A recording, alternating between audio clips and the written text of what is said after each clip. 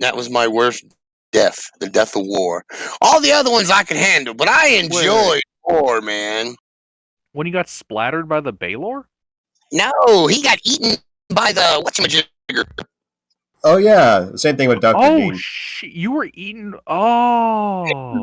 Yeah, Shoggoth. He could not come back.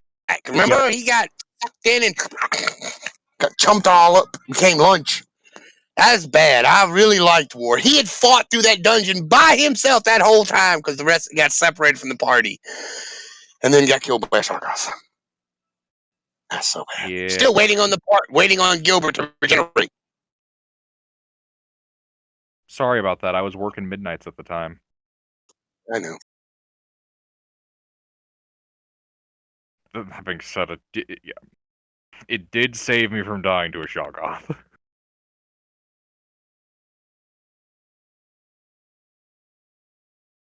All right, is everybody ready to continue tonight's game of Dungeons & Dragons? Yeah, I suppose. All right. Who would like to recap the events of last week? Oh, Or rather, I should say the ass whooping of last week. Only half of us died, and we got better. So yeah, last week we proceeded up to this blackened cabin where some really neat dude by a name that I've forgotten, Copper or something like that, was experimenting with some neat magic. Unfortunately, some things happened and some people got vaporized, but it was only a temporary vaporization. And with some clever rune work by Resnio, we were able to come back. Unfortunately, the device was kind of a one-trick, one-shot pony. But, we hit sunlight for a little bit.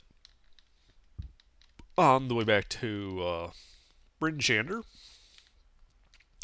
the sun began to fade. Oriole reasserted herself, and apparently set was kind of pissed at us, so she sent a hit squad. Kind of a slog of a fight, but we did eventually prevail. It wasn't terrible. No casualties. It was very fortunate. Yeah, no permanent casualties. Yeah. Some people got injured, but, par for the course, and my robot will be back later. And I believe that's where we are, is we're on our way back to Bryn Shander, having just, finished off that hit squad. So, important question. Did you guys not actually get the blessing of the Morning Lord? Yeah, we did. I have it down here. I'm mostly making a joke that, of the two deities that were involved last week, you remember the one that tried to fuck you up, but the one that straight up resurrected you guys from the dead gets no credit in the app.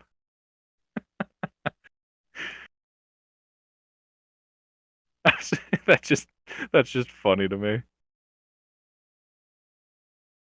One was a lot more traumatic than the other.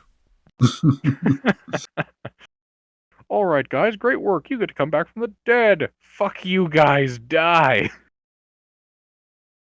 All right, indeed. But you guys are just outside the black cabin. I believe many of you are bloodied, kind of jacked up, and a blizzard is setting in.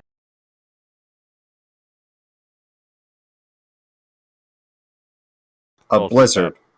2 in the afternoon. Yeah, a blizzard. The last time we traveled in the middle of a blizzard, we got waylaid by a blue-eyes white yeti. Maybe we should take shelter. Is there shelter here? I thought we were in the middle of the wilderness on the way back to town. Oh, it's like not even 5 minutes or 10 minutes back to the cabin, right? I mean, when the session actually ended, you guys said you were going back to Tourmaline, not that you had left. We called it before you actually... I see. So you guys basically would have just wrapped up combat like 5 minutes ago. So, all right. How far are we from the cabin?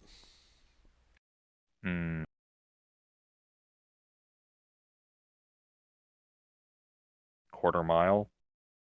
That's not terrible with X beaks. How far to town?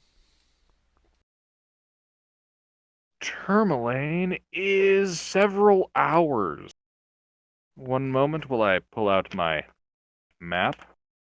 Fortunately, I don't have access to my digital map because that one's on my laptop. That's in the shop. All right. Let's see. Gonna have to settle for a protractor. Let's see. Approximately about 7 miles in a straight line taking you through Lonely Wood. The woods, not the town.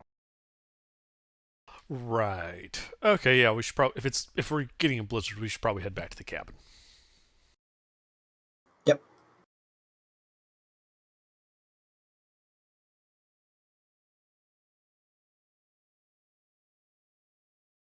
So we Oh, we didn't even bother closing the windows for the rooms that had beds. Oh well. Yeah, we did, remember? Did we? Yeah. I know we closed definitely the main room. We already did that anyway. We're on our way back to town. Oh, we might actually make a stop at the cabin and rest there. A blizzard's coming in. It's right around the Well, corner. we might just go back the quarter mile to the cabin and wait for the blizzard to finish before setting out for town again, Yeah. rather than try to navigate through the blizzard, since bad things tend to happen when we do that.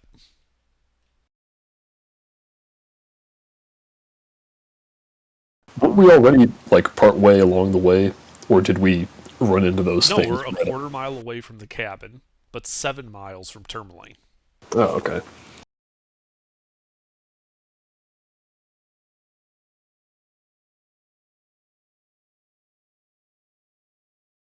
So I would Indeed. vote for going back to the cabin and waiting out the blizzard. Same. We got Yeah. wine to make merry. Yeah, no, that sounds smart.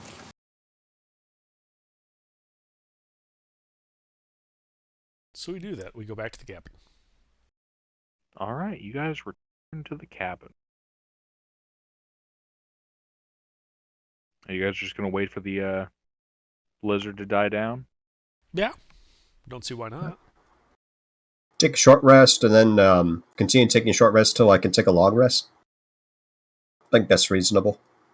All right, yeah. Well, you guys are gonna have a couple of hours of downtime. Do you guys have anything you want to do with that? I tuned to a thing. What thing? The amulet, yes. I gave you the block for that, right? Or I think Correct. I gave that to me. Or you gave it to someone and that someone gave it to me. Okay. Alrighty.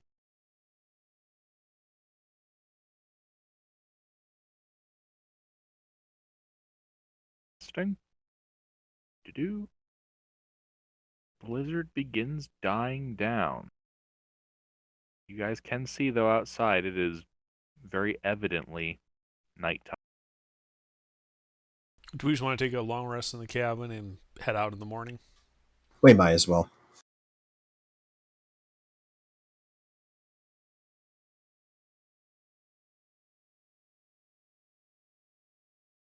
I mean, is there any objections to it? No, it sounds like a good idea. All right, so we do that. We sleep in the cabin.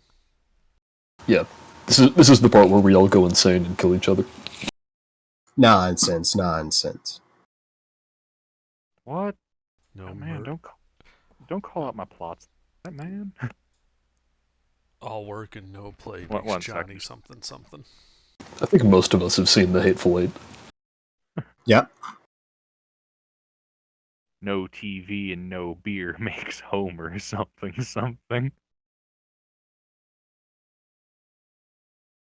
Hey, I'm gonna be putting an iron python by the main door. I mean, how sturdy is the main door? Is it going to matter? Or will the doors fall in? Yeah, but it'll be loud compared to someone just opening it. Oh yeah, I can also cast Alarm as a ritual. Oh, there you That'll go. work. That is indeed very good. Yeah, I suppose I can Alrighty. do that too. Same. I can do that too. We alarm the piss out of this cabin. Nice.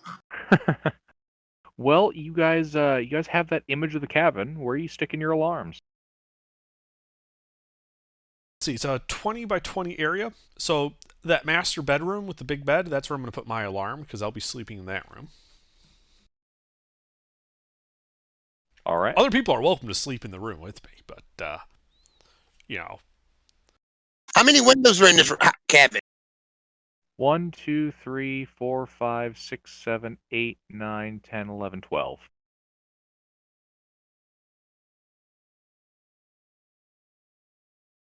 Okay, what does this spooky cabin in the woods look like then?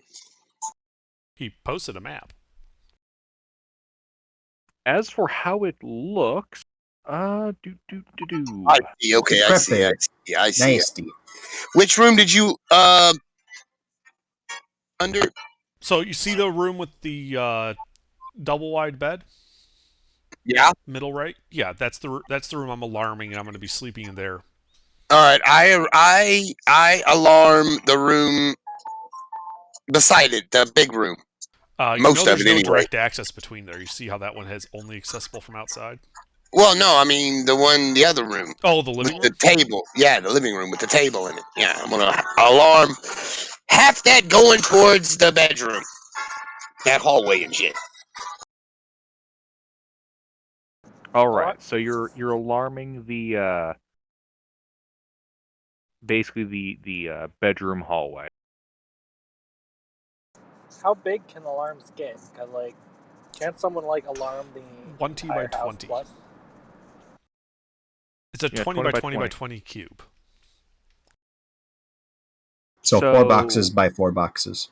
Yeah, basically. So like, Grelnor could alarm the entire room he's sleeping in.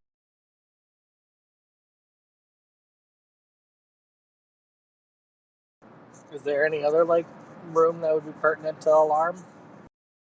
I mean, are we all Probably sleeping not. in the master bedroom there? Can we all fit there? Well, it's 20 by 20 by 20, and there's 1, 2, 3, 4, 5 of you. So, yeah, it'd be a little cramped, but there's no reason 5 people couldn't lay down in there.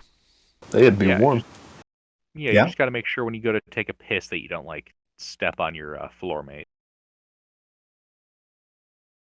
It's like a sleepover. From hell. I'll just alarm the same room, but with a little bit of, like, outside the window, too? Or does it stop at the window? I mean, I'm assuming that Grailnor is like alarming the room barrier itself. Yeah, Like the 20 by 20 room itself.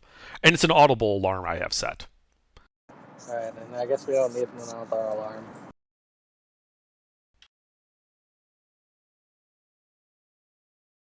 I forgot today was Monday. Today is a Monday.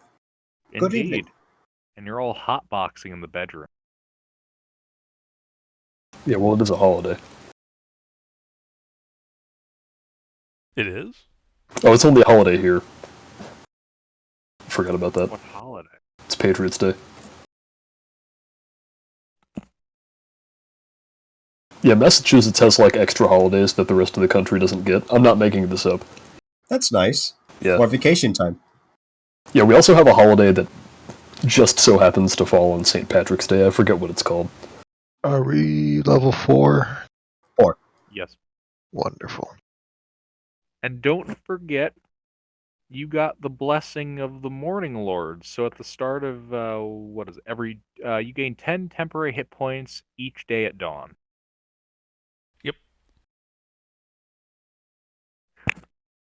Currently, the party is camping out in the black cabin as a blizzard had set in and the night fell. You guys keeping any kind of watch? I'll take first. Actually, no, I will take fourth. Third. Second. Start posting. I will take first. There we go. I'll take whatever As watch needs some as help. I'm an elf.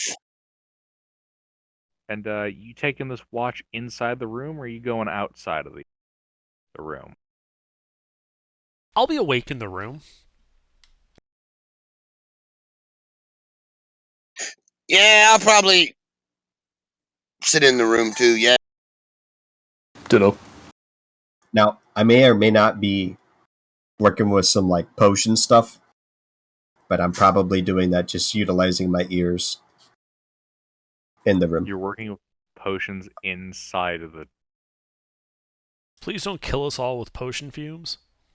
God, what a jackass I'll- doing his chemistry lab in the bedroom. This is a I'll, healing uh, potion, but that is a good point. I'll I take wouldn't want fourth to watch with Resnia and shoo her out of the bedroom if she's going to start playing with chemicals. Actually, if you're going to take watch with me, yeah, I'll feel a lot more comfortable doing that.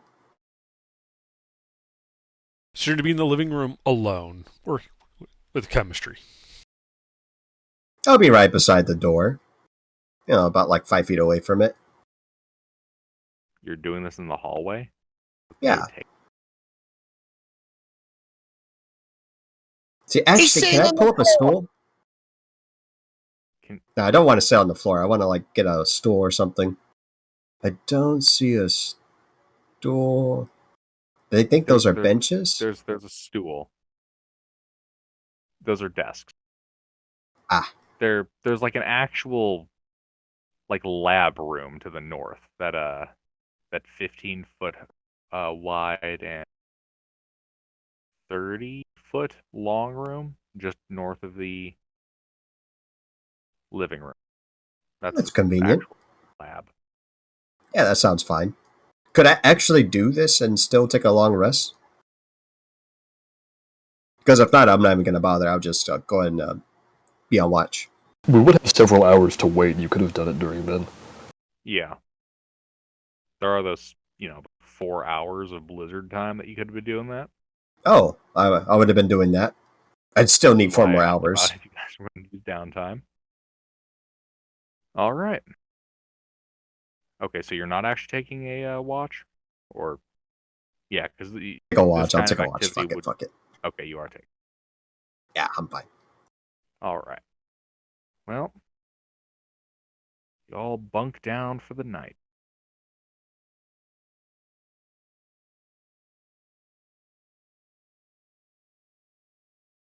Gregor, your watch goes by uneventfully. The howling of wind. Grailnor, yours also goes by without anything happening.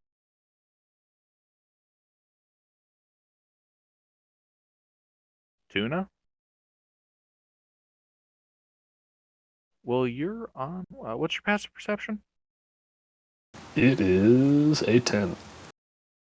All right. And you're just camping out in the room? Yep. All right. Well,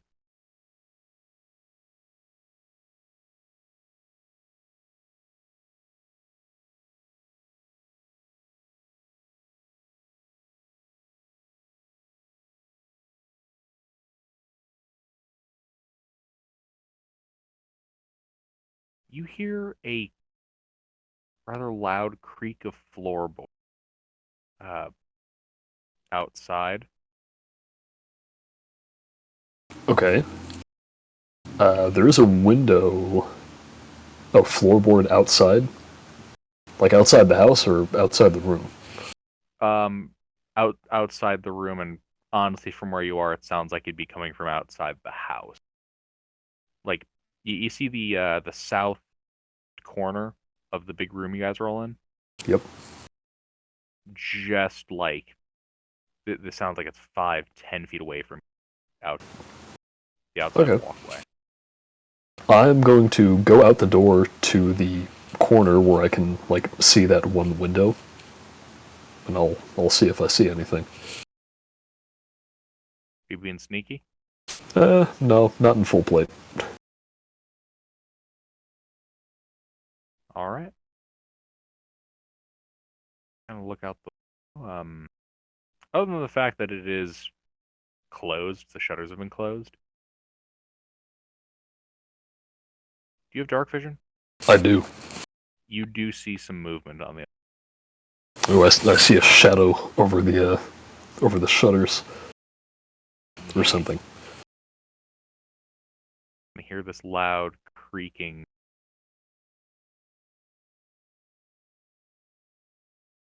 Loud creaking, eh? old, saggy, shitty house kind of creaking. Settling in the cold, but this very clearly sounds like a person stepping.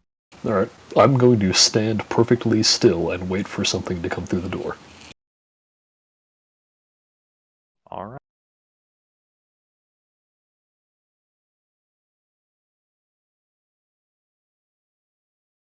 The door creaks open a bit, and you kind of hear a loud, sniffing puff kind of sound.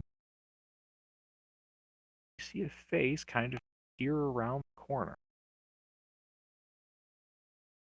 Does it breach the alarm? Does. So, everyone's waking up with clang, clang, clang, clang, clang. Indeed, And then, the face looks like this. oh, that's lovely. Oh great, it's the thing that we were trying to avoid. Tuna, to clarify, this does not have the same. I was about to Sigh. post a Resident Evil GIF, but that works just as fine. He is our this nemesis. looks to be this Yeti, I should say, looks to be significantly smaller than the one you're. So, like the size of the Look- mom or the size of a child? More similar to the mom. This is not an abominable Yeti. This is just. Oh, Tuna, you might be able to talk him down. It'd be really convenient if this guy not bother us. That's immediately what I'm going to do. All right. Can I assist by showing some fire? I don't think you're here. Actually, you know what? The alarm has gone off. The scout. It might be a better idea to roll. Yeah, let's roll initiative for this. Given the fact that the alarm is going off and some Well, of you don't know what's going on. so much for peace. Peace was never an option. The time for talk is past. Allah. Hey, look, your niche is pretty high. My niche is pretty high with my -1 mod. Who the fuck is Nathra? That is- Sleuth's character, the rogue cleric. Who? The one that I've missed like a month of sessions for. Can someone roll a d20 plus 7 for me? I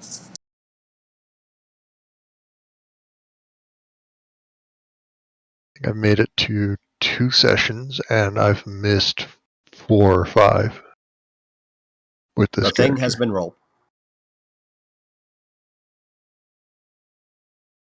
Are we rolling initiative? Yes.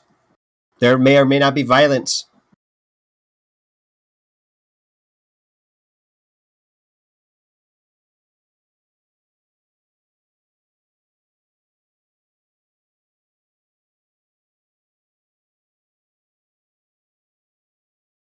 I'll be right back, saying that I'm pretty low in the niche.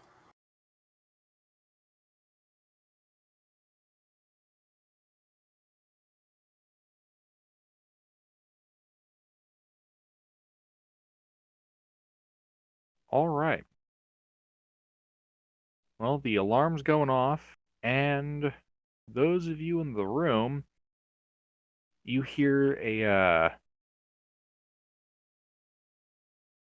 well, you hear the thump, thump, thump, thump on the roof.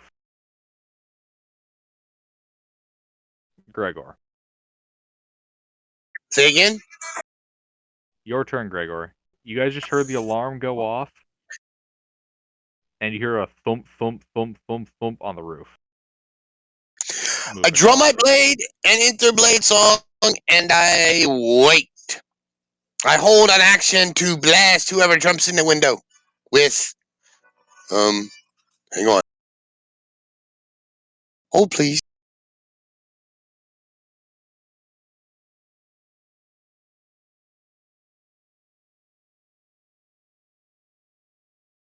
You know what? If something jumps in, I'm magic missile into his monkey ass. That's what I'm doing. But that will hit. It's a Yeti, not a monkey. But that will hit what? He won't have What's to hitting you? roll and risk fucking something up. Oh, okay. I'm like, What's hitting you? Okay. All right. Tuna. All right. I am going to inform this Yeti in no uncertain terms that my dad lives here, who is implied to be a much larger and more powerful Yeti. I'm communicating to it in Yeti. Right. Give me an intimidation check. Well, no, I'm not trying to scare it. I'm basically trying to warn it.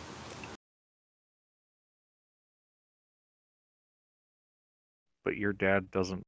So deception then? What are you attempting to do to it? Because you're saying you're informing it that your dad lives here. All right, you know what? Fair enough. They're the same, so we'll just roll it. -2 or diplomat dumped charisma. I'm a paladin. +5 at least. You can dump charisma as a paladin. Yeah, but I didn't.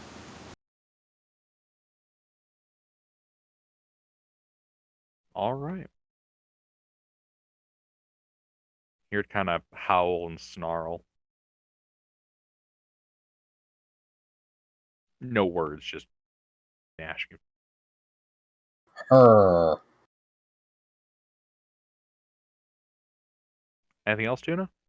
I don't have my weapon out, but I'm basically at the corner of where you can start to see into the main room and where the door is. I'm going to point my other hand, pointing back towards the door that I came out of, where everyone else is, in the universal, stop gesture. You get what I'm trying to do? Yeah. Yeah. You're trying to tell the party to stop when they come out of the room. Yes. And that will be it.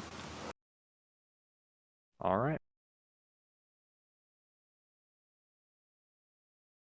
Nathra? So there's some weird ass growling that sounds like a Yeti. Some more weird ass growling that sounds like another Yeti at the front door, and then there's also thumping on the roof. Mm-hmm. Is that by the window to our room or the front door?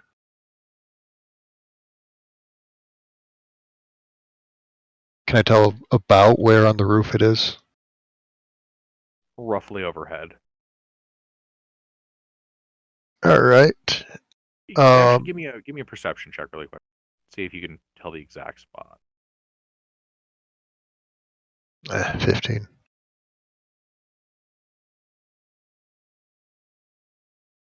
Lower right-hand corner of the room over the beds. So, roughly right overhead of the. Alright. I will go to the top left corner of the room and draw my short bow. I'll knock an arrow and shoot at anything that pokes its head through the door that looks like it wants to eat us. Or the window, not the door. All right.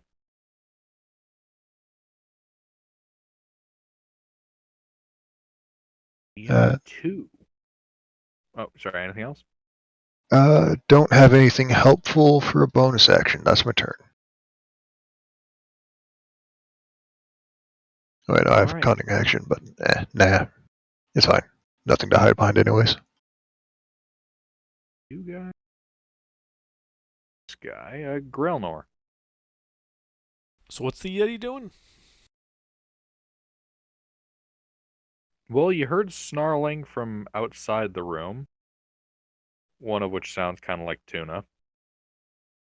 And you hear, thump, thump, thump, thump, roughly like right over your head on the roof. Loud, heavy. You can see the.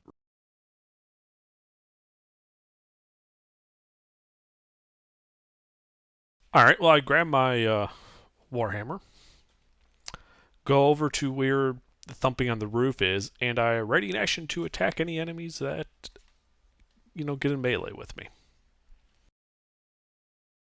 Alright.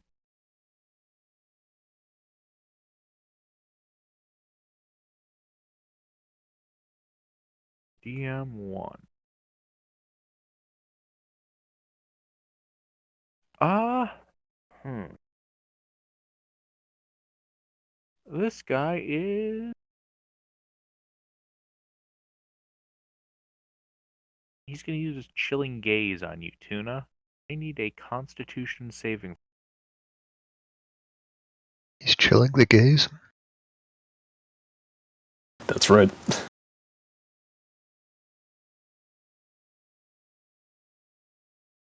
Oh, god damn. I just realized. Oh, well, that's not a great roll. Yeah.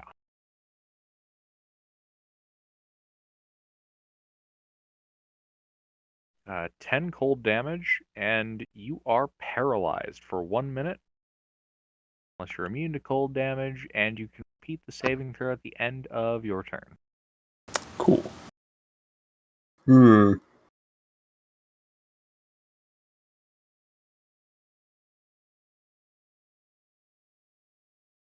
And then it's going to run up to you. Toward you.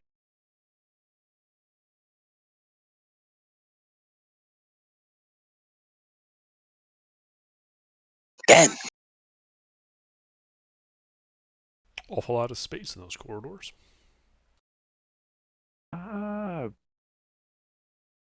It can not actually reach you right now, but it's charged up towards you. It's about 10 feet away.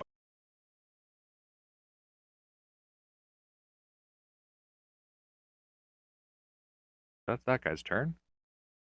Dragoon.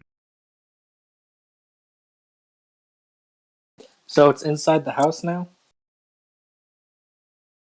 You're still in the bedroom. But yes, it sounds like loud, some kind of big creatures in the house.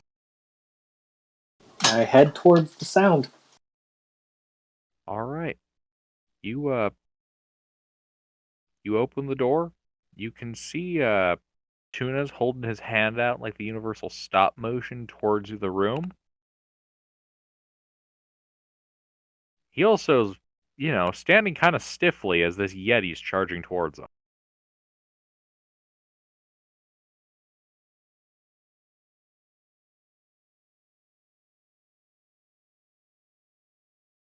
Seeing the, what I can only assume being chilling glaze, seeing as how I was affected by that once, you cast Chromatic Orb at the Yeti. All right.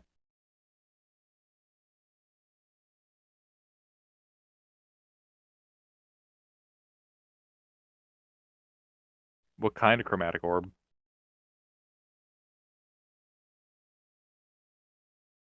Fire. Hit. Do cold damage, you coward.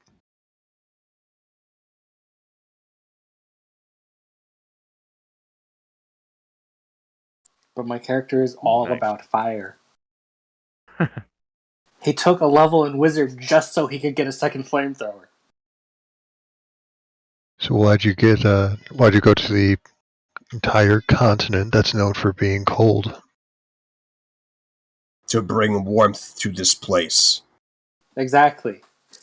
He does not like the ice goddess or whatever. He is really trying Ariel. to. He does not like Ariel and wants to do whatever he can to stop this. All right. So how far away Respectable from damage. am I from the Yeti? You are currently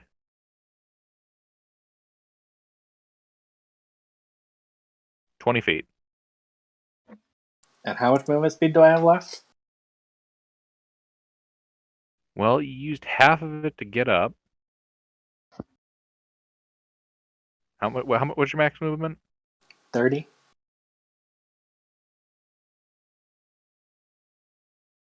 You have 5 feet of movement. Like you're quite literally right outside the. And wait, how far was I again? Sorry. You're 20 feet. Okay, could I, moving up forward 5 feet, get the Yeti in a 15-foot cone without burning the house down? A 15-foot cone. Do I think that would Well, burn the you could house down? You could definitely hit the Yeti, but you're gonna pretty much hit the entire north wall between the bedroom door and the lab door, along with Tuna and the wall he's by.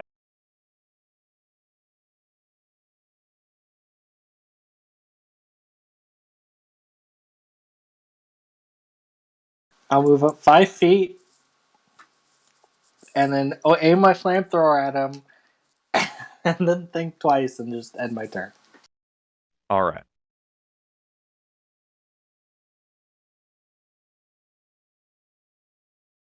Resnia? I'm gonna Huh? peek out of the room and see what the commotion's all about. You see Tuna standing rigidly, hand held back to you guys like he's telling you to stop. You see Dragoon, flamethrower at the ready, and just having launched a chromatic orb of fire. And you see a Yeti barreling towards Tuna. Is there any room between Regular the Yeti and Tuna? 10 feet. I wish to intercept. How tall are these? How tall is this hallway? Can I fly to make things a bit easier for myself? Flying would not really help in this hallway. I'm just trying to avoid some difficult terrain if it matters. If it doesn't matter, then I don't bother. Yeah, you'd still be flying over Tuna's head. Like, you'd have to tuck your legs up. It's not a big not a big cabin. Yep. Well, cursing an infernal, get away from him, you aggression. I attacked the thing many times, getting up to its face. All right.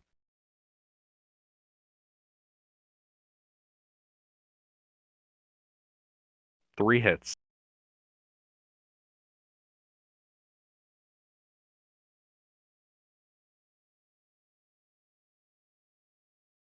Let's make one of these fists extra spicy.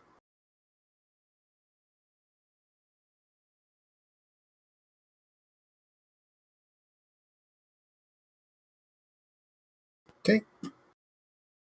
Most of that's bludgeoning with the exception of 8 necrotic. The Yeti is bloodied. So I'm basically doing an aggressive stance, screaming at this thing to fuck off. That's what I do. All right. GM3.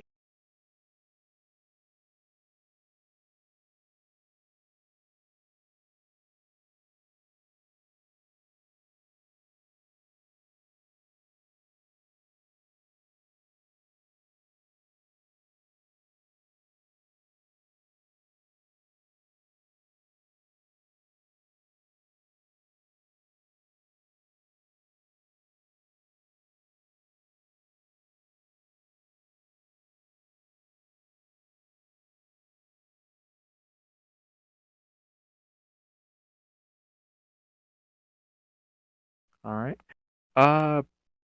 Yeah. Grelnor, you hear right above your head, like thump, thump, as the ceiling begins to split open.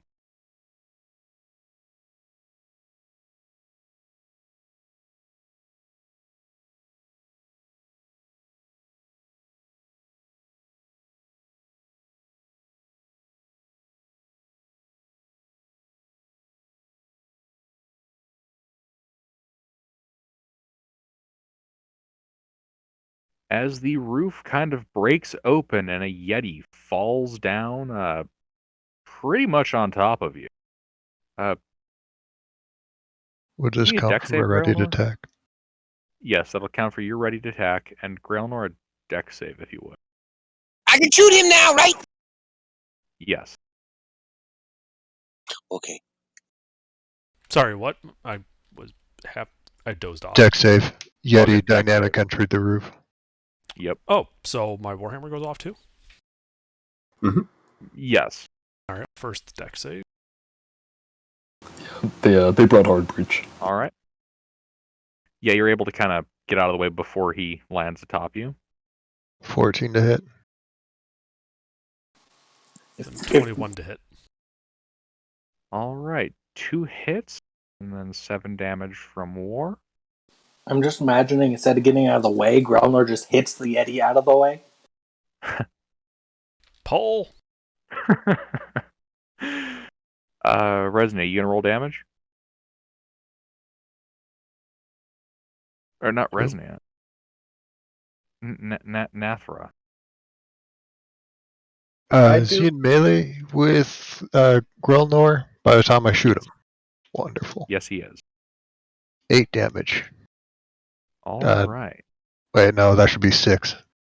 It's a +1, not a +3.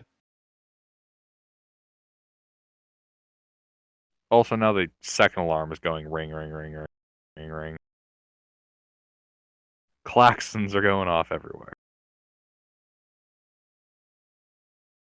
All right, Gregor. Is it my turn now? No, I just like Is the saying thing your name. still prone? Oh, okay. I mean, Gregor has no problem with It's that. your turn. It's your turn, Gregor. Okay. Is he still prone or did he get up?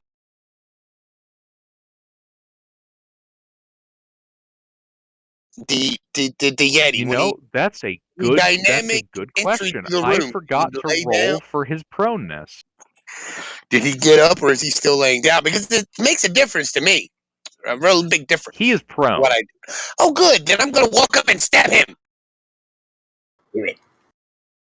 Strike him down.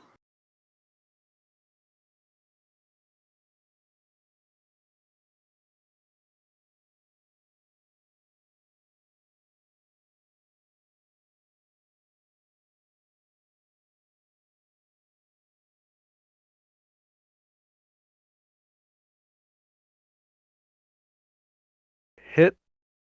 Oh, that's a hit. Oh, well, shit.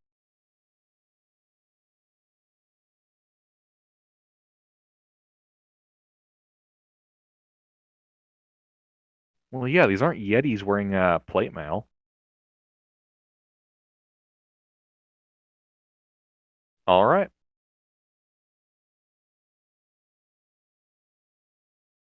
Nine points of piercing damage. All righty. Anything else? No. I'm gonna back up a little bit so he can't hit me when he stands right up. But yeah.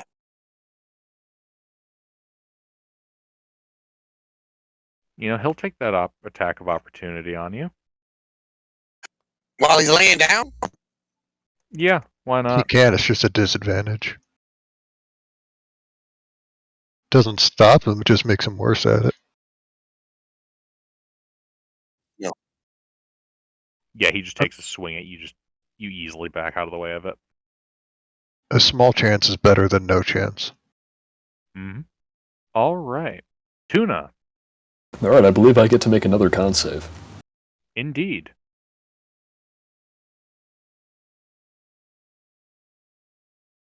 Does that pass? That passes. You are no longer paralyzed. Cool, I think it's the end of my turn now. Yep. Additionally, you're immune to the cold gaze now Oh, that's cool. for a while. In the event that I forget and try using that on you, just remember, you can no longer be effective. No, it's okay, I won't remind you until after you say that you did it. Homosexuality must now be at least 65 degrees Fahrenheit to affect tuna. Yeah. God damn. All right. Nathra?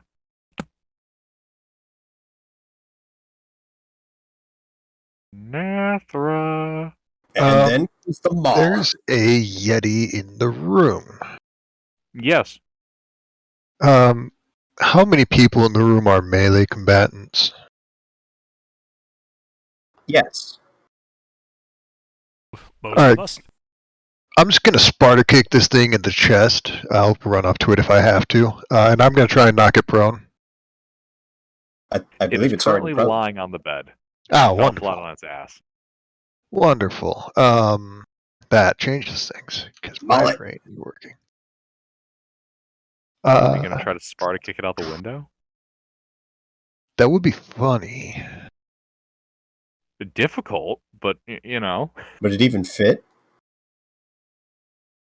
you think if you tried stuffing out a window, you'd likely take the whole frame with it and part of the wall.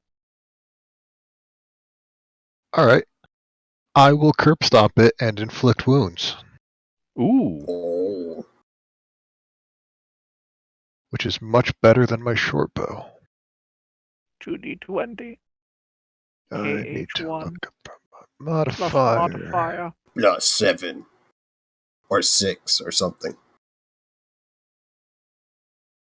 Ba, ba, ba. Ba-da-ba-ba-ba. You're loving it? That hits?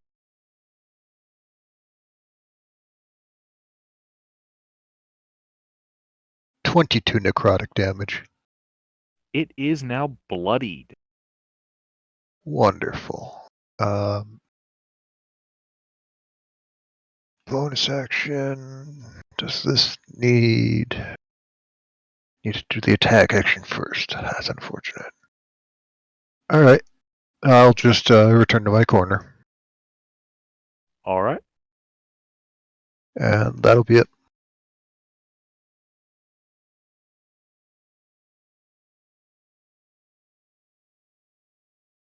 DM2. You guys can't see this. Alright. Actually, wait, no. Tuna's out there, Creak, right? creak, thump, creak. As you hear some noises going up the stairs. Ah, the stairs. Grelnor. There's a Yeti in front of me, isn't there? There is. It's prone? Yep. 4.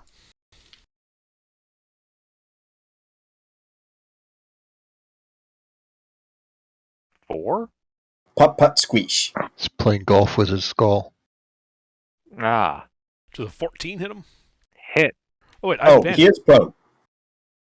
And not a crit. Just a couple off So I there. did 7 more magical bludgeoning damage. Alright.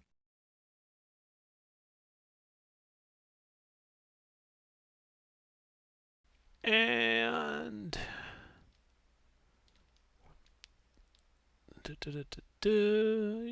Yeah, that's it. Alright.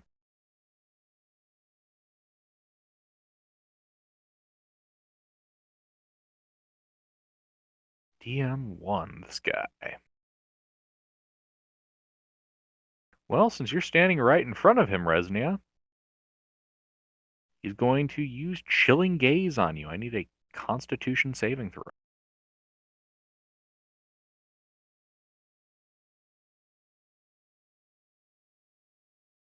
That is Well, the in the save. event that you needed to know it, that does pass.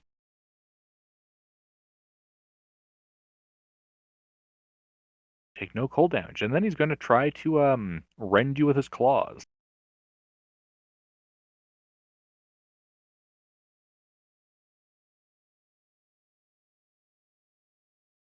Single hit.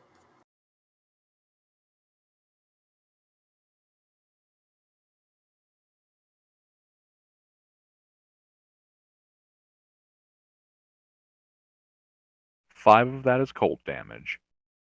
Okie doke. That's his turn. Dragoon.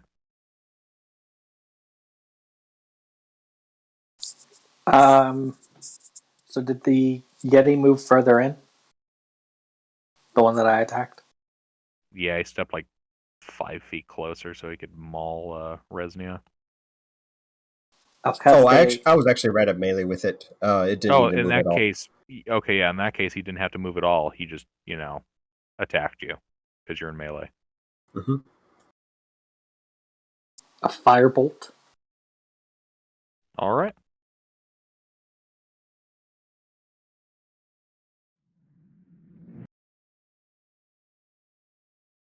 Deal 4 fire damage. And if I move up, can I get to a spot where the fire goes out the door instead of in the room with the cone of fire? Out the door. Because aren't they standing by the door? No. You see the big living room on the map? They're right near the door to the lab, right on the north side of the big table.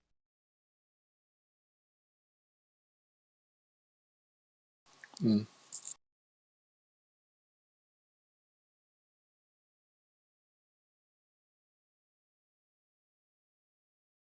If you wanted, you could move.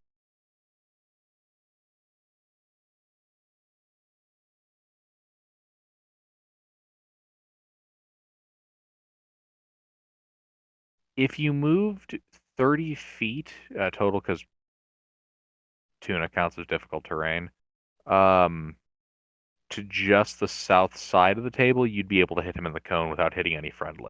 You would be catching the table.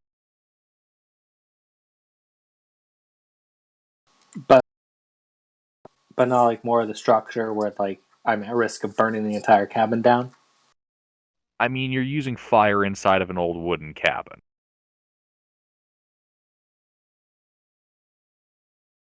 But no, you're not going to light a massive quantity of surface area on fire where the entire building is going to light up like a... You know don't what? think that the fire that is going to burn the building down in an unreasonable amount of time. I'm a gnome. I like fire. I have a 6 wisdom. Let's do it. Do it. There Huzzah. we go. Roleplay that stat.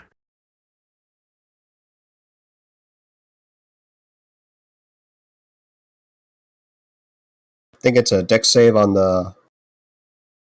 What's the Eddie's part? DC 15 deck save.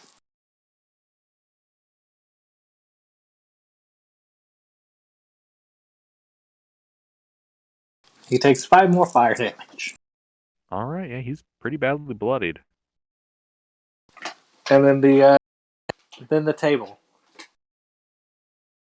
also takes 5 fire damage. The table's currently on fire. Hey, the room temperature's increasing, though. That's nice. Not nearly as chilly as it used to be. So now there's a giant like burning table near the Yeti, scaring him. He does not look particularly afraid of the fire. Yeah, well, in my gnome's mind, he does. Indeed. Terrified even.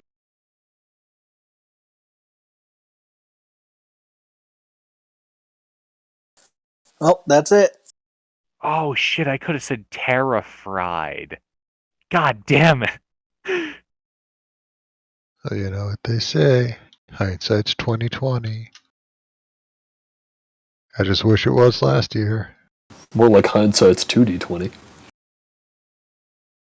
Oof. Alright. Resnia. You had your chance to leave, you foul cretin! And I smack it more. Indeed. A bold move. Let's see how that plays out. So I'll do a flurry of blows, but I'll substitute one of those unarmed strikes to Hands of Healing. 1 hit. 1 hit. That's 11 bludgeoning on the Yeti, Alright. and 8 healing on me. Well, you have killed that Yeti. Falls over, burning and dead to the ground. You hear the structure creak as it impacts. I'm going to give it 5 feet back, yeah. I'm not sure if you ever played the old Resident Evils. Like, after you blow the head off the zombie, it's a good custom to step away. So that way the headless zombie doesn't grab you. So that's what I'm basically doing. For Resident Evil 4, where it gets a giant spiked worm out of its fucking neck. Dude, of a head. fuck You might that say- noise. You might say it's Resnia evil. Very nice. Oh, I can't even be mad at that. That was horrible. I can. It was horrible, but I'm not going to Alright. because it was also funny. It was. I agree. I step aside for friendlies to go through if I can. I am done. DM.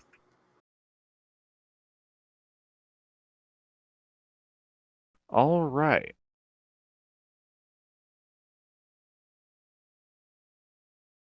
This guy's gonna thump up the stairs more. Hear him. Santa? Yeah, now he's climbing up on the roof. And those of you in the room can see a Yeti peering over the edge, down into the bedroom. He is going to use his chilling gaze on Nathra. Constitution saving throw, Nathra. Are you sure you want that? Nathra I'm strong. No way you pretty could sure defeat I will. Nathra. Are you sure? Ugh. Oh no! All right, you take 11 cold damage and are paralyzed.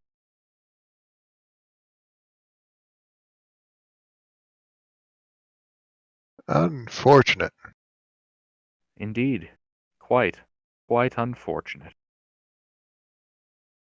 Gregor, Yes. it is your turn. Where There's a is the prone. Yeti? Well, there's the prone one, and then there's another one peering through the hole in the roof. There's two of It them. looks like it just yeah, looks like it just froze Nathra solid. Okay, this is getting bad.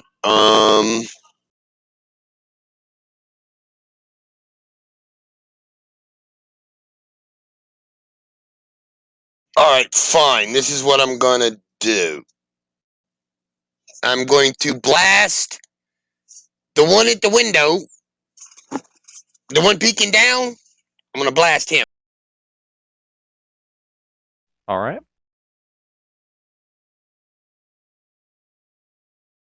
Hang on, I gotta make sure this is right.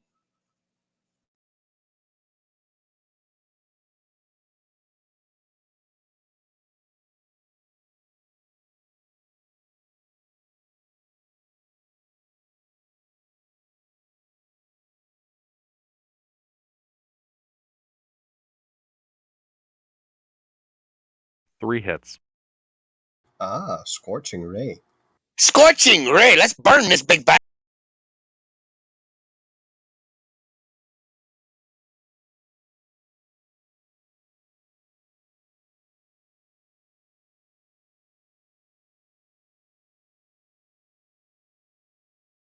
$17 points of fire damage. God damn, that thing's near death. Howls in pain as you blast it with fire. 3 separate firebolts. Firebolts. 3.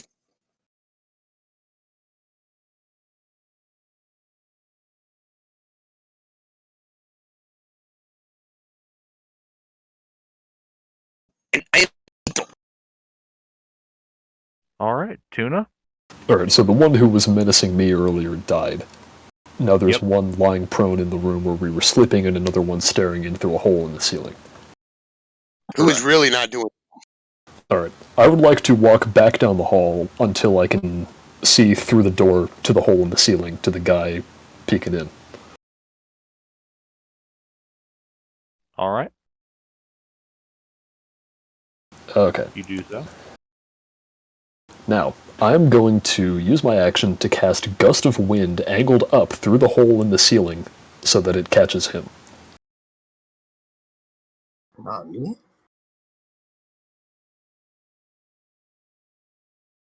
Okay. It is a 60 by 10 foot line. And he gets to make a strength save or be pushed 15 feet away from it, or away from me along the line.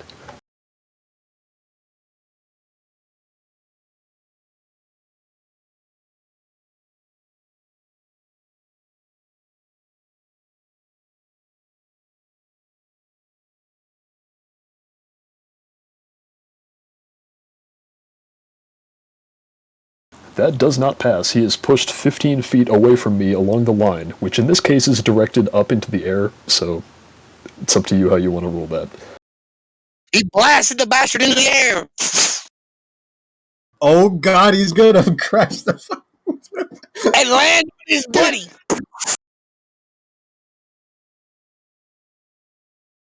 Well, I'm trying to shoot him off the roof. I don't know if that's going to happen. Well, you're right under him, so you shot straight up. So he goes Well, up. I didn't go right under him. I can just see, like, up through the hole from the doorway. Oh no, Gilbert Oh, hello. He goes up He and has comes a back Hello? down. There he is. Hey, can you hear Hello. us? Okay, there we go. Very good. Sorry, Discord on the phone is being a pain in my ass. I believe a 10 fails, yes? A 10 fails, yes. All right, you blast him 15 feet back and away from the hole. Cool. Alright, let's see, that's my action. Do I got anything else? Nah. That'll be it.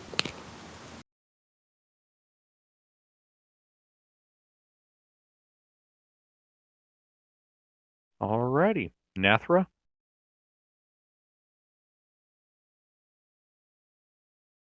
Nathra?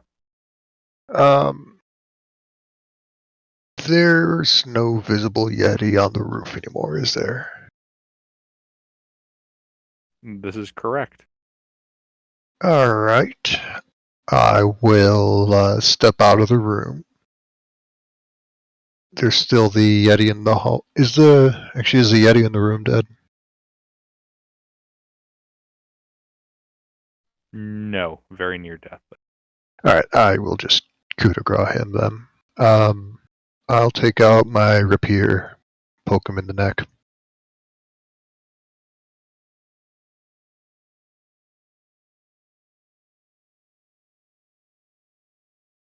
This one can use strength. 21 to hit.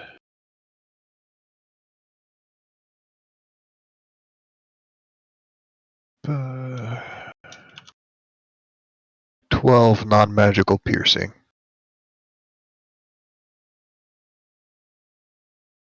Does that do enough? Wait, I can't do that. I forgot. I'm paralyzed.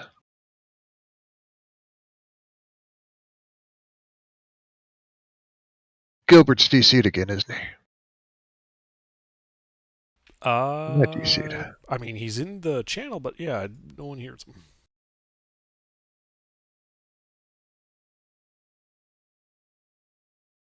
Hello? Yeah, There he you is. guys Yeah, good we can now? hear you. Right. Yes, so so, Nathra, you're also paralyzed. I forgot about that. Yeah, I remembered that after I did the damaging bit. That rolls at the end of my turn, isn't it? Yeah, it's at the end of your turn. As a 14 unparalyze. Yes. Wonderful. Alright. I gotta So remember that your character name is Nathra. I got you on my sheet here. I'm like, who the fuck is Nathra? Yeah, I've played this character like twice, so I don't even remember the name half the time. Alright, sorry about that. Alright. This guy's turn. Well, he's gonna stand up. Because he's not actually dead. He's going to Chilling Gaze Grailnor con save.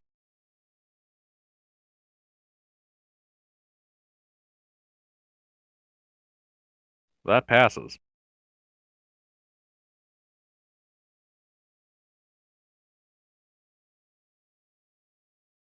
He's gonna try to take 2 slashes at you though. No. Have I ever hit you? Not yet. Holy shit, you've never taken damage? Goddamn. He's taken damage. I don't think anyone's actually hit him in combat yet. Oh right, it was all nat ones. Well, then like all an right. avalanche or something. No, right. You might have been Okay. hit like once and then I blocked all of the damage or something. Well, this That's a Yeti, possibility. seeing the failure of his attack is going to attempt to Surrender? climb over the wall and out of the building. This will So, provoke attack of opportunities from Grailnor, Gregor, Nathra.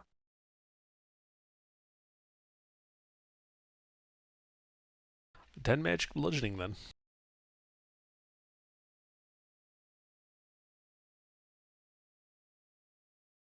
He's in melee with somebody, right? Yep. I get some too. 11 non-magic piercing.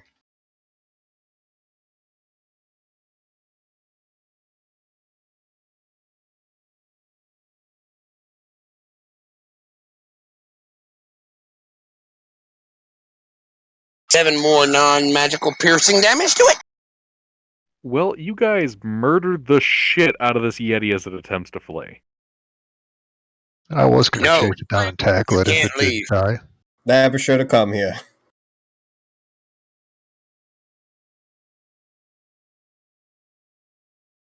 Grailnor. Okay. So, this Yeti's dead. Is there one out in the hall? There was, but I killed it. So, the last Yeti was the one that was on the roof and got tossed. Yep. We don't even know if he is still on the roof. How high he up hear- is the roof?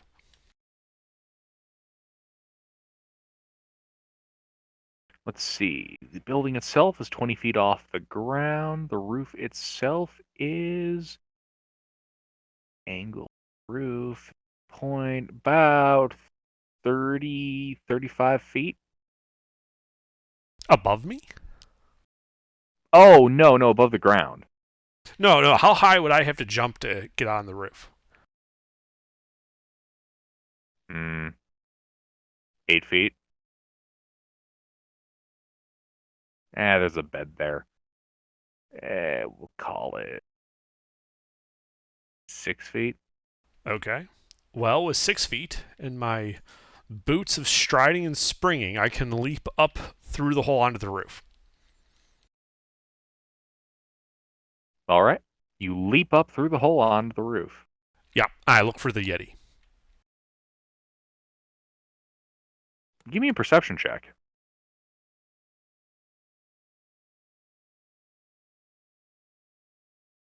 You Snow don't see everywhere. a Yeti. You see a Hey. lot of messed up footprints on the roof. Yeah. Okay, I will stay there and ready a firebolt if I see the Yeti. All right. Ready for the Yeti? Hey.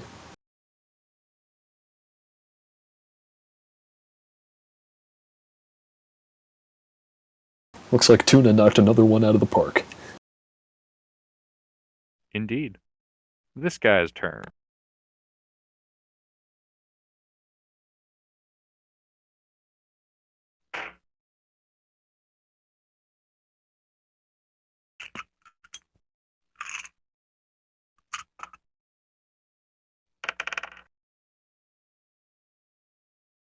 This is the part where he goes Super Saiyan, isn't it? Super Saiyan Blue.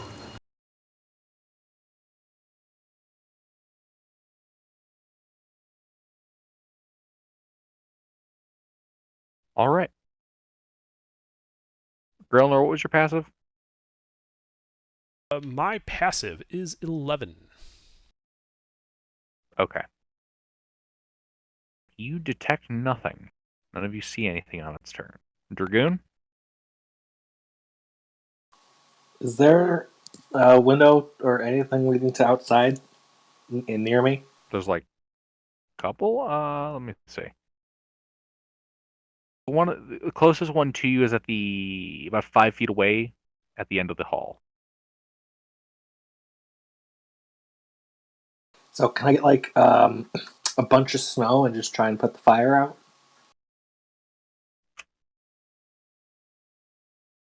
The window is 20 feet off the ground. Oh, Yeah, we're in a stilt house. is there anything around that I can use to put the fire out?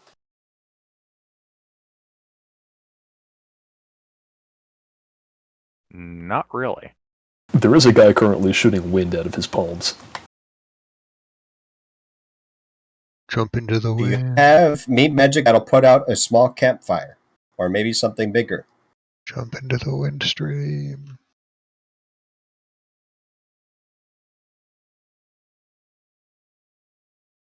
Six-second rounds. What are you doing? Prestidigitation can snuff it out.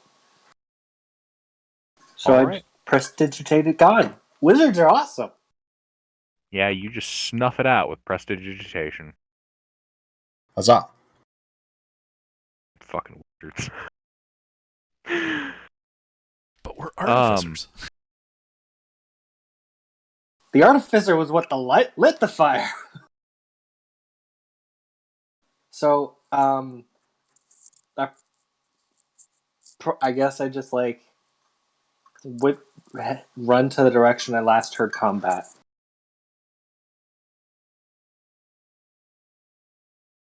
All right, you walk 5 feet into the bedroom.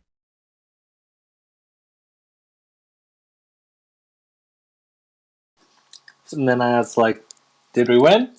And then that's my turn. All right.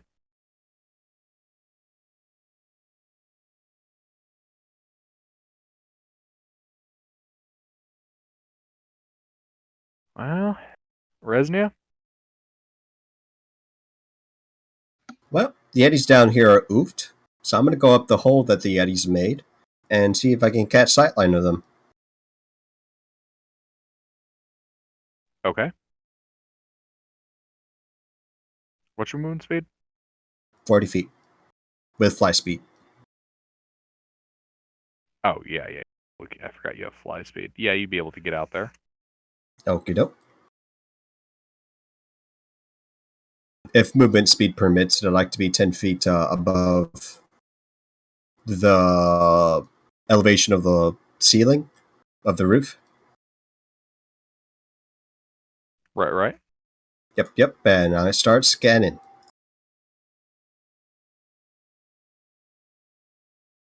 You see nothing. Then I hold my action for any emerging threats to attack it with the short bow. All right. Do I have any movement speed left? No. Alright, I'm fine with this then. That's it for me. All right. Gregor, are you pursuing at all? Is the rest of the party pursuing? Pursuing what? If the monsters are running, I am not running after them. Let them go. All right. Tuna?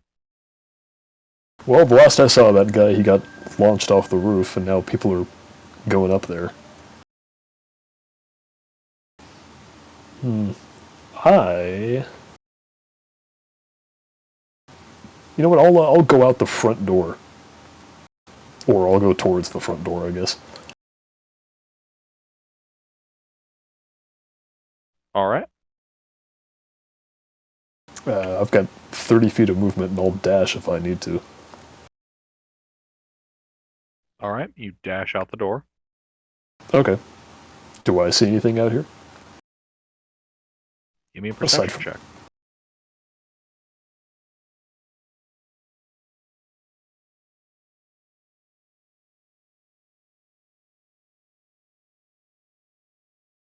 Yeah, you hear movement underneath the house.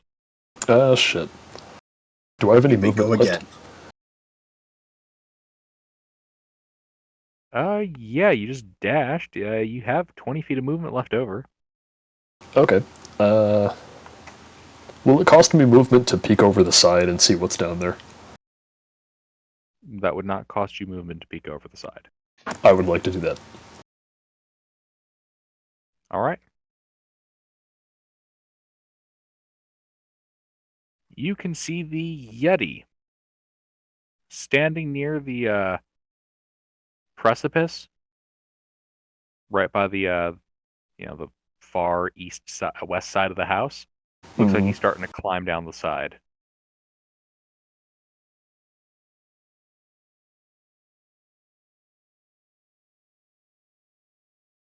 That All is right. what you.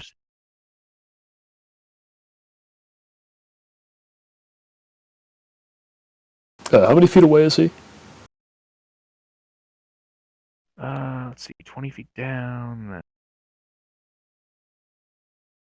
back. That's like about 20 feet away from you at an angle. Okay. I would like to use my bonus action to redirect Gust of Wind so that it hits him again.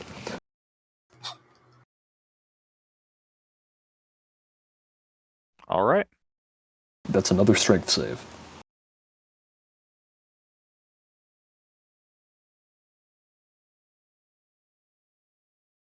That passes. Yeah, you failed to blast him down 120-foot escarpment. Well, it's always next time. I'm going to stop peeking over the side and end my turn. All right, Nathra. Am I able to figure out where he went with a 17 passive perception? Oh yeah, yeah. Wonderful. Movement underneath the house, running along the length of it. I'd like to give chase. I will bonus action dodge if I need to. With the most direct route with flying as a wing tiefling. Bonus action dodge. Or Dash. sprint dash. Right. Okay.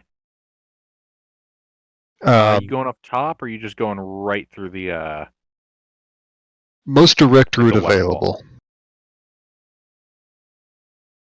wall? If I can get there with only one dash, that would be wonderful. What's your movement speed? 30. Okay. So, are you going over the house or through the inside of the house to get? I'll go through the inside. Okay. Now, do you want to go out the front door or out one of the two windows? Which would be the closest exit? Technically one of the two windows. I will go out the And you said you window have then. a fly speed, right? Yes. All right. And are you flying this way or just running for it? I'm going to run as much as I can. I'll fly if I have to. Okay. And how much do you weigh?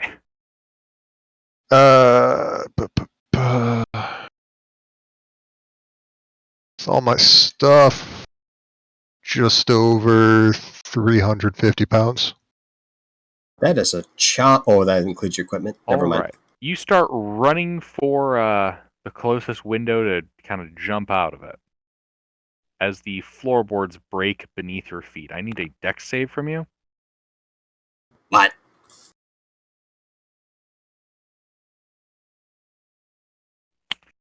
All right, you manage to throw yourself out the window and flap your wings as the floorboards fall away, creating a hole right over the Yeti. You can also see the Yeti as a couple of floorboards bonk him in the head. Wonderful. I heard He takes 3 points of bludgeoning damage as he gets bonked in the head by a floor. I think I heard a 120-foot escarpment mentioned before. Is that correct? Yeah, it looks to be about 120-foot escarpment, yeah. Is that something I can just shove him off over?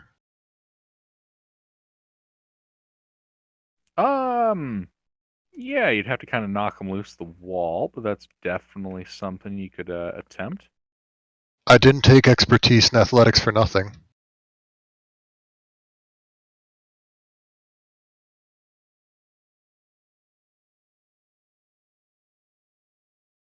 All right, so you're going to try to knock him down the gorge.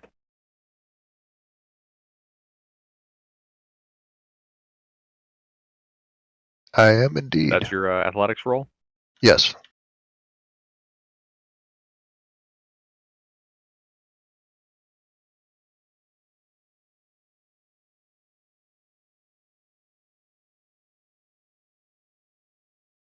All right.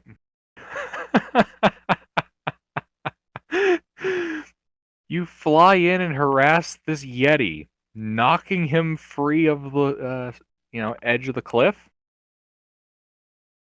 and he falls. Falls. A 12d6. That sounds right. That's terrifying.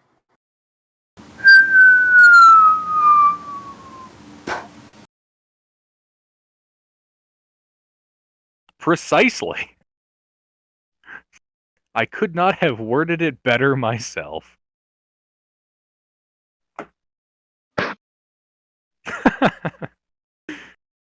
Yep, the Yeti falls and goes kasplat. Is it visibly dead from up there? Or is it hard to tell? There's a lot of red in this.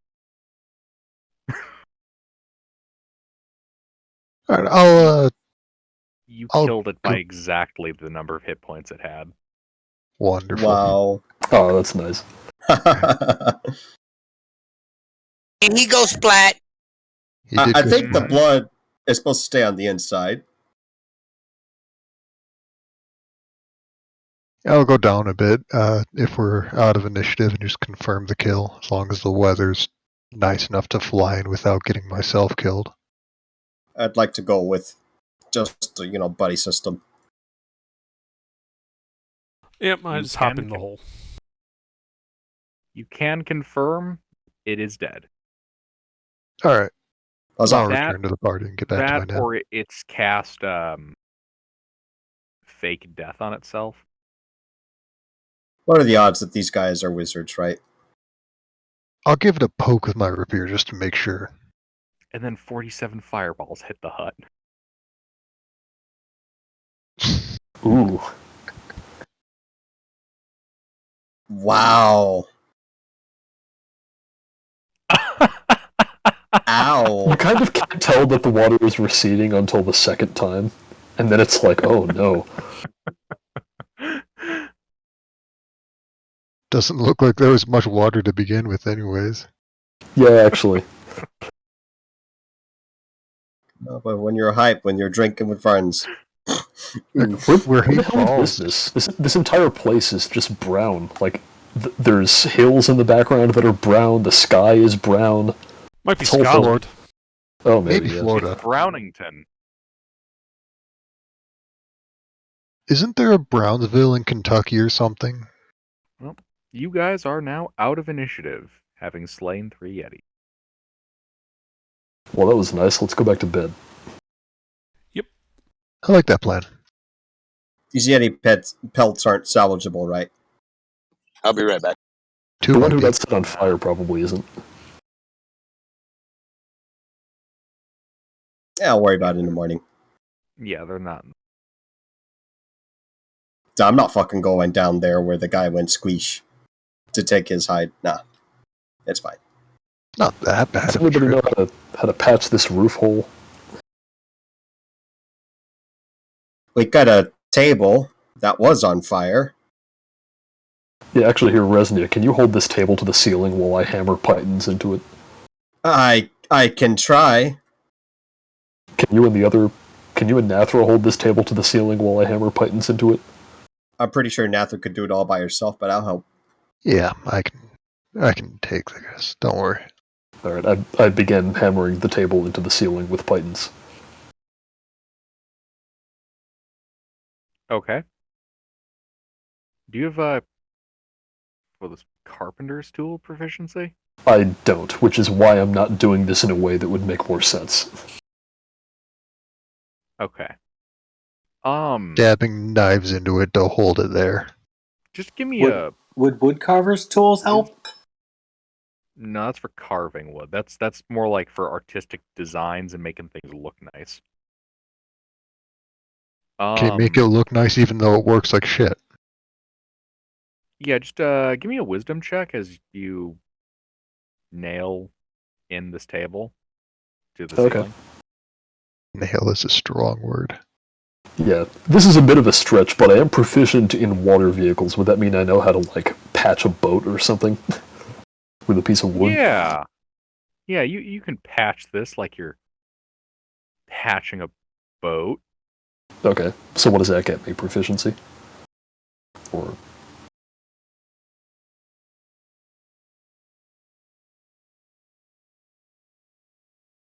Sure. all right.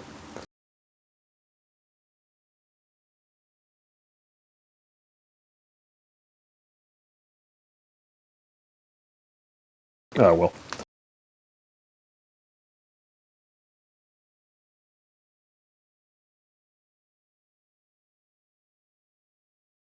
All right.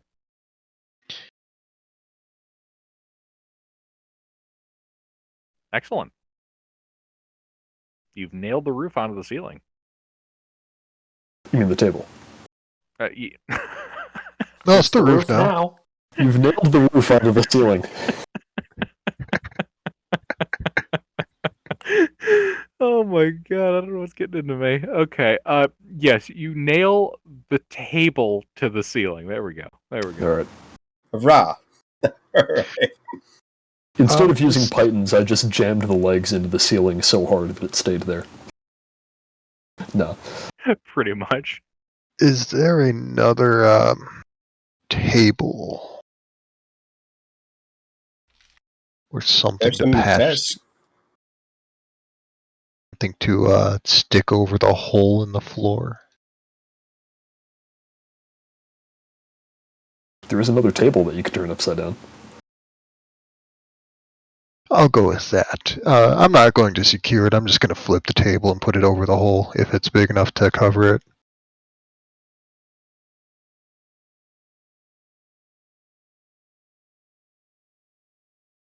Yeah, you're able to do so. Wonderful.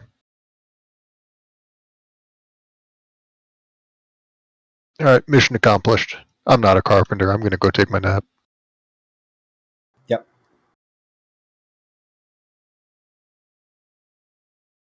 I think we go back to sleep. Yep. All right. Could someone help me drag this Yeti out of the room?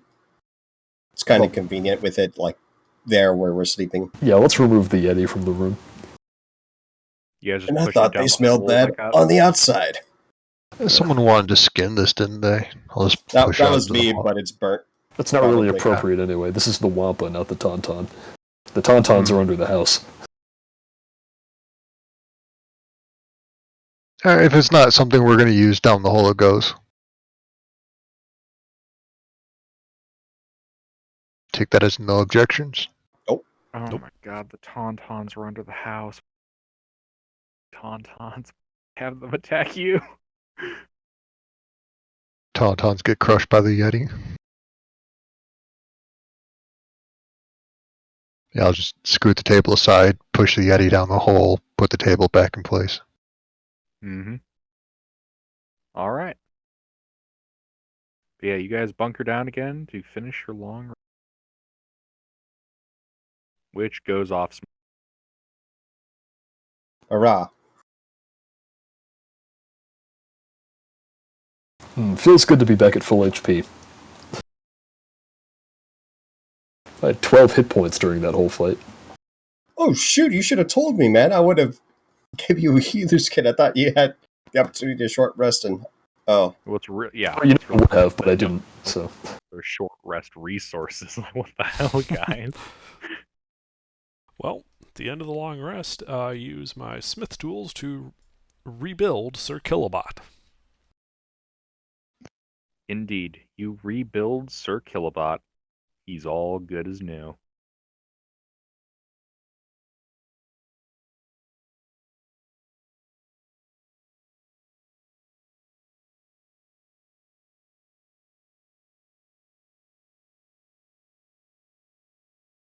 All right. Alright, now I think we make for Tourmaline? Yeah. Yep. Brand new day. It's freezing cold. It's dark gray outside. And there's a bit of an aurora in the skies. I actually am going to peek down, because there was like a 120-foot deep chasm or something. What's up with that? It's just a random chasm, that's it? Well, a gorge, technically, but yes. And the Yeti's still there? Yep. Interesting. Well, you can't really see the Yeti, but you can see the blood. Gotcha. When you really squint and look at it, you can out the Yeti more easily. Well, back to civilization. I used prestidigitation to warm up everyone's clothes for an hour. Ooh. Nice. Guys, as a wizard, I can moderate my fire. I don't need to burn things. I can still spread warmth without hurting people.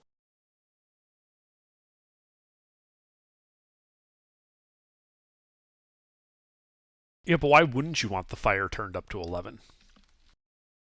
Because I need allies in order to spread my fire more effectively. And these allies should be alive.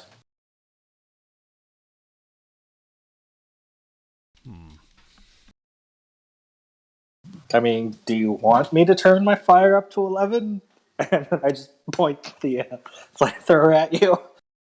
If it kills I the just do enemies I just do the faster, Bugs yeah. Bunny thing. I just like stick my finger in the barrel end.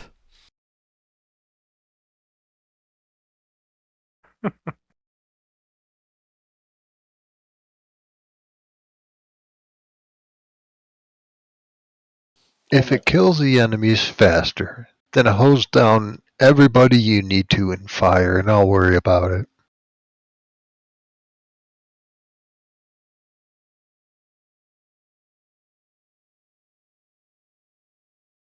Oh, we got a journey to make. Yep, I think we do our journey. Indeed. Same route as last time? Yep, skirting the edge of the forest, but keeping out of it. All right. So I will be doing the leading. You guys travel those 7 miles, following the edge of the I'm woods. sorry, I'm back. And somewhere in the journey, I'm going to ask, does anyone use smith tools? Because I don't need these.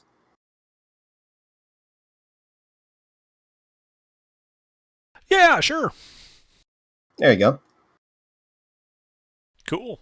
Thanks. They're the same ones you guided me using. Good to know.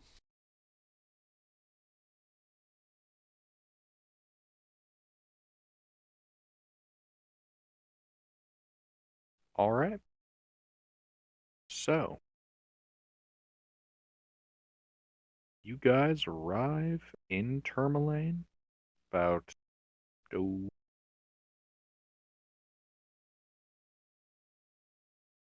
right about noonish. Ah, good. I got some shopping to do. We only had 1 day of Axpeak feed left. Oh, do you want to buy Indeed. here, or do you want to continue on to Brinshander? Are the prices different? No idea. The prices are not different. Then no. I mean, whenever we're in town, I just buy feed rather than taking it out of what we're carrying, but I'm going to buy more anyway. I'm going to do something really foolish. I'm going to attempt to reverse pickpocket. I want to give him 2 gold. Should I roll You have a slight because I am not obsession at. with reverse pickpocketing. I mean, it's the same as pickpocketing, isn't it? Do I roll the thing? This is not a very difficult check. Tuna has a passive perception of 10. Oh, okay. Well, you're 2 gold richer. Unbeknownst to me.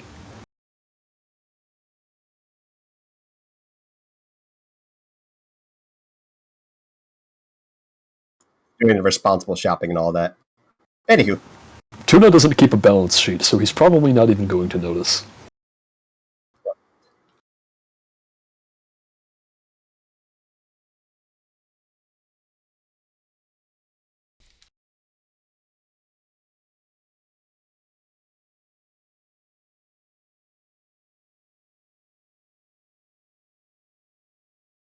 Well, you're all in Tourmaline. How do you wish to proceed? Well, while he's buying feed, I'll ask around at the inn and see if anyone knows of anything about a book titled Magical Wonders of Netheril.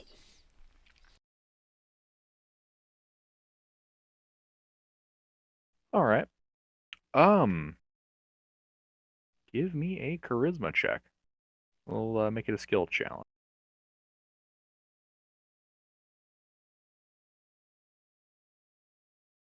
Okay. Don't suppose I could argue for investigation. Hmm.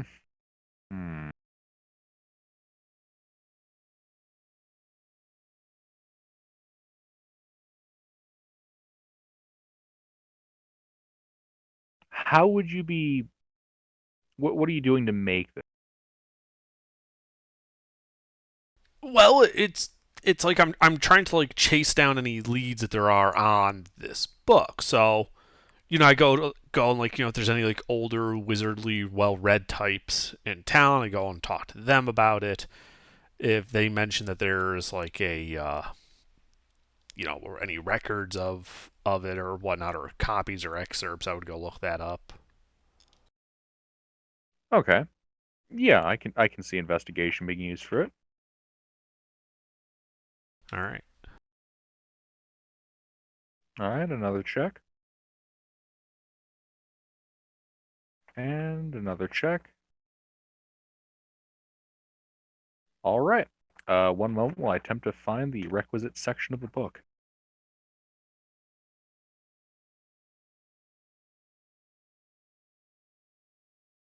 Was Tourmaline the place where we killed those like flying beak things? Grell? Yes. Yeah, they were in the mine here. Yeah, we've been hanging around Tourmaline for a minute. How the kobolds are doing with the mine and all that? We've only been gone like a day. Yeah. 3, technically. Ah. And technically, you guys stopped back in like each one of those days. It's Tourmaline to somewhere else and somewhere else to Tourmaline. Mm-hmm. I don't think we're just to meet up with what would be the equivalent of Jarl? I keep on forgetting the speaker. Speaker. It's the speaker. Jarl Bulgrif the Greater. Like little small talk. Hi, how you doing? Well, how are the kobolds treating you? Just to like, what do you call it? Touch base. Yeah, he meets with you for a bit. Things are going pretty well. Kobold's been real helpful as far as mine work. Excellent. Could I get an insight check to see if, just if I can get the general impression of how they're interacting with each other? The treatment of the kobolds and the treatment of the people. Sure.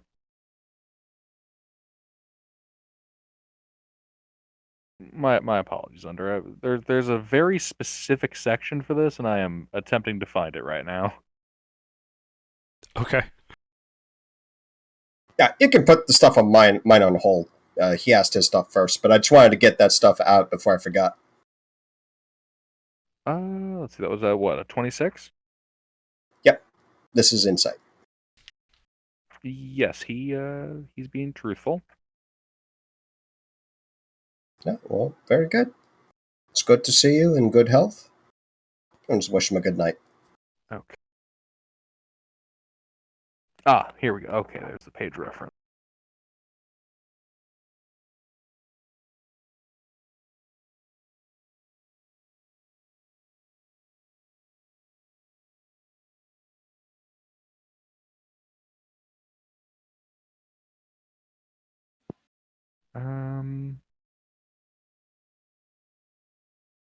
Magical Wonders of Netheril. So you're able to find out that this book is a collection of interviews with Netherese archmages who discuss their studies of ancient elven magic and the creation of mythalars. The book also includes some sketches. Not schematics, sketches, like, what's it look like. Interesting. Okay.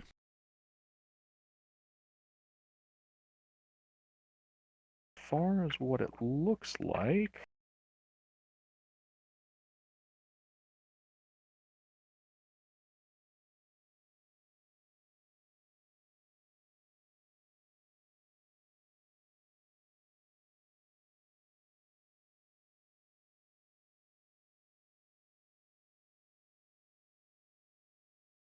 all right.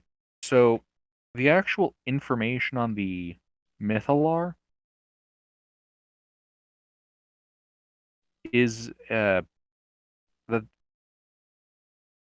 on the small end, some of these devices are 50 feet in diameter. Okay. Do, do. And that based on the diagrams, it looks like it resembles a small sun set inside of a kind of those ring sets. Although it looks like the Mythalars in these descriptions are a little more artistic in their design instead of just a ball and a gyro.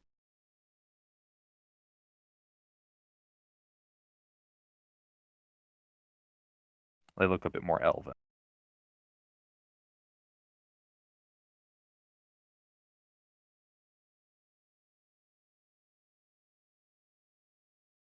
Oh, and the large end of these things is 150 feet in diameter.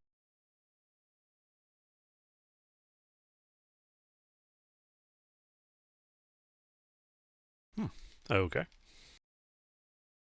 Does it say anything about locations where you might potentially find a Mythalar, or where known Mythalars are?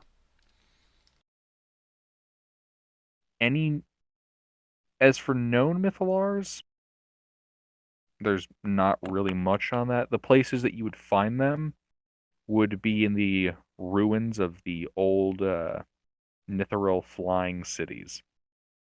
This would be the device that gave them flight.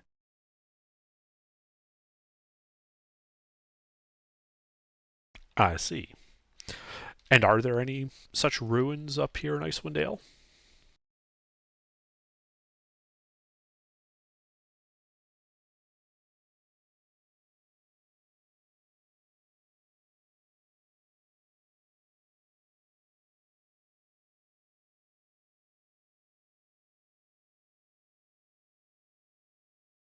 There are rumors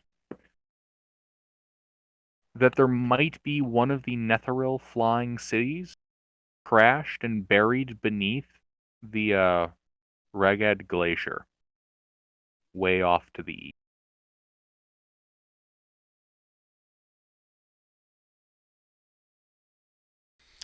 Interesting.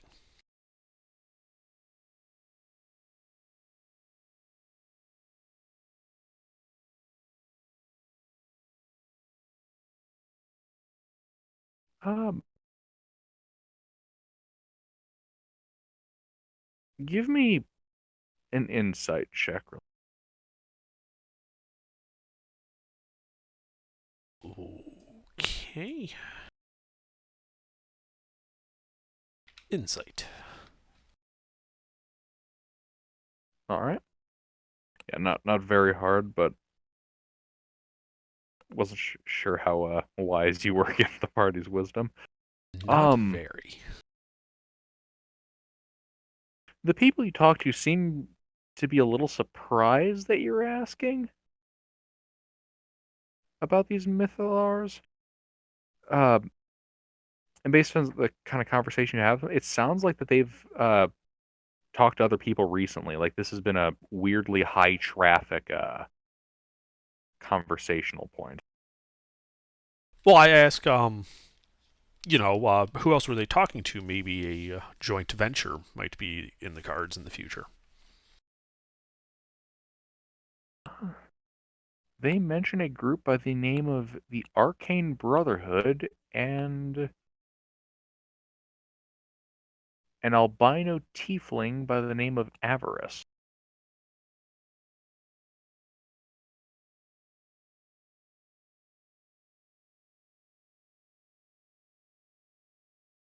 Good thing we have people alive who remember that name.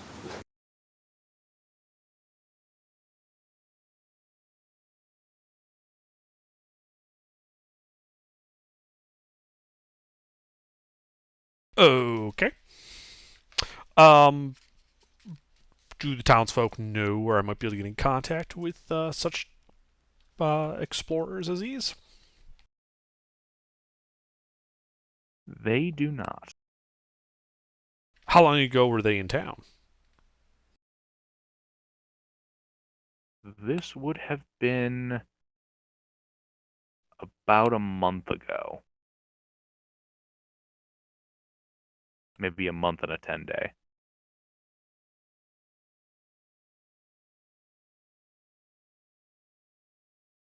Okay. Well, maybe missed them then. Well, but okay.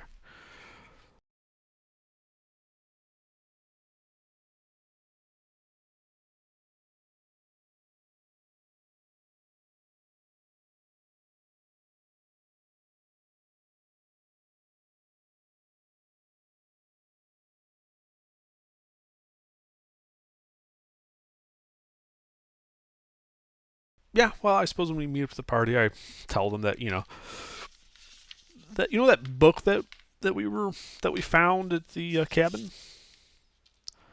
Well, I was able to get some more information on it about what it might have contained, and it was information about mythalars. The weather control device that broke when we used it. And apparently, the originals are found in the ruins of fallen Netherese cities, one of which may be located in the Reghead Glacier. And we may be able to get friends to go with us. Apparently, this arcane brotherhood, as well as some type of tiefling named Avarice, had also been asking about it about a month ago. I'm sorry, did you say Avarice? Yes, I Tiefling did. named Avarice?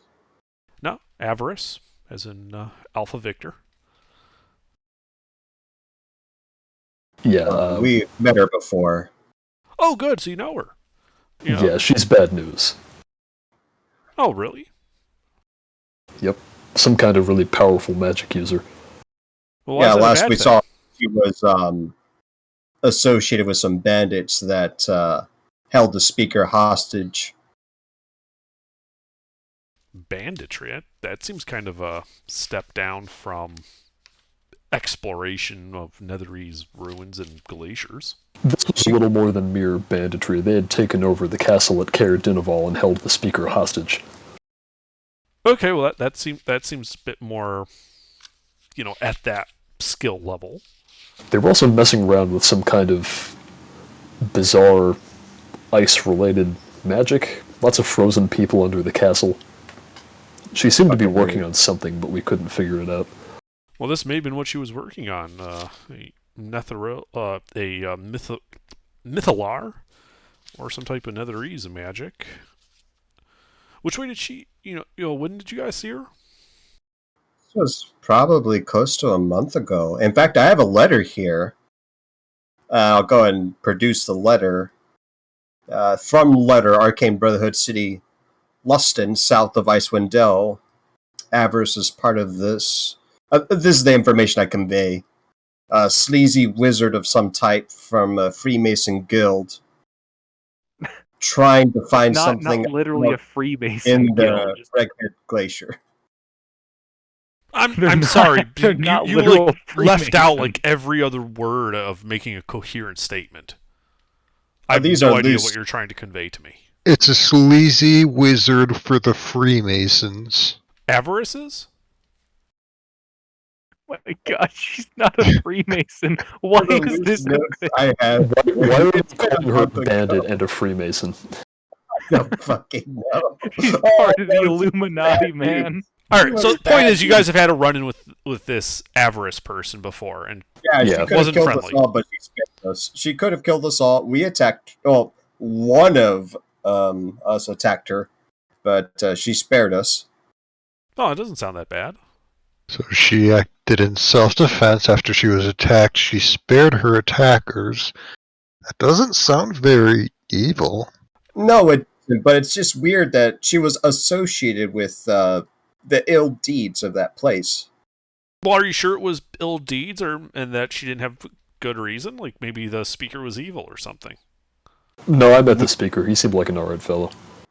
All right, fair enough. These were very clearly people trying to take over Caradinaval for some kind of ill purpose. Seeing how poorly they treated the servants, they were quite malnourished. Yeah, we did also find evidence of some kind of possibly ice devil worship under the castle. It's not clear. Oh, yeah, Yeah, that's there's that. bad news. They had Okay. some what was it? They had some glacier thing suspended, and they had a person in it or something. My memory's Yeah. so foggy. But There was that, and they were also wearing amulets that caused their corpses to freeze after they died. To like preserve them or something. Possibly. I have no idea. I mean, that actually sounds kind of useful, like a way to preserve it so you can be raised easier later on. That might be interesting. Do you have one of probably those? some foul meme magic bullshit. You know, as a Uh, matter of fact, I do have one of them. I would assume it's some arcane or divine freezing and not just getting really fucking cold, because for that you just need to be outside around here.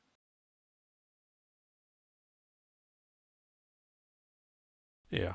Okay, so it sounds like we'd be better off trying to make contact with this Arcane Brotherhood to see if they want to join up to go out to the Glacier if we want to go after this Mythalar and this potential Netherese city out there.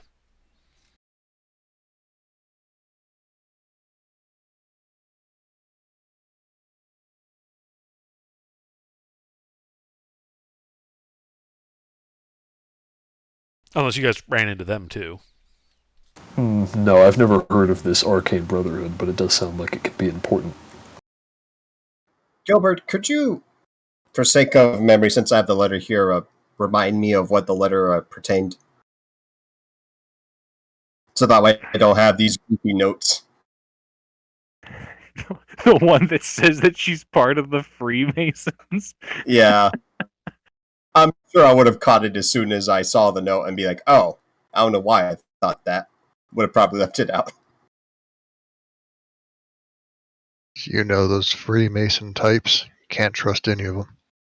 Yeah, I think you gave a vague description of what they might be, and I was like, okay, Freemason Illuminati bullshit.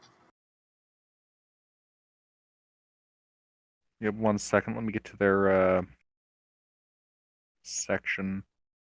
Okie doke.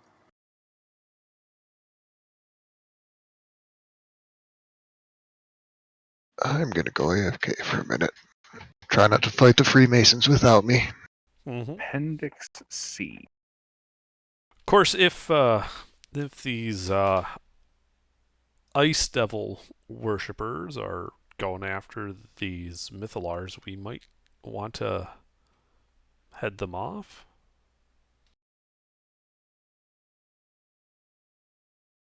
Okay, I so just really wish I knew her intentions, She could have killed us all, but she didn't. So I don't want to immediately... Arcane Brotherhood is a cabal of powerful wizards that operates out of Host Tower of out of the Host Tower of the Arcane, a multi-spired structure in Luskan. That's a city south of Icewind Dale, along the Sword Coast. The Brotherhood's leadership consists of 5 renowned archmages who handpick the other members, favoring wizards of great accomplishment. Scores wizards go there to try to join the ranks. Most are dismissed out of hand.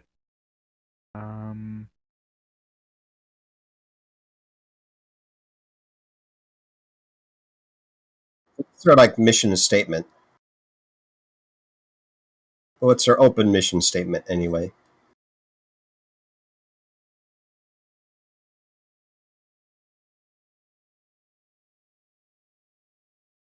Let's see.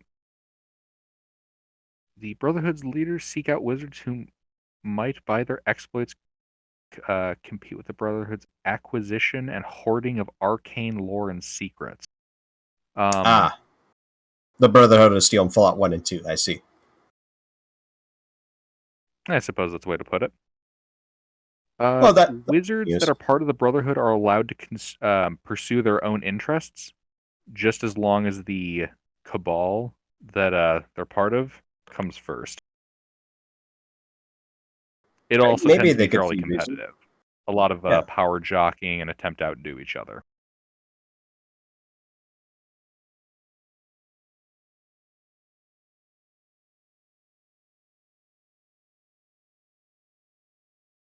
There's going to be some conflict, but maybe not a hostility with these fellows. From the actual letter itself, and not just the information that you knew about them from other sources,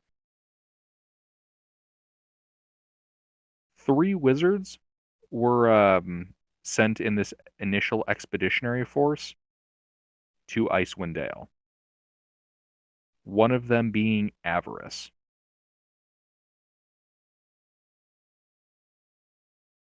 Another being Dazan,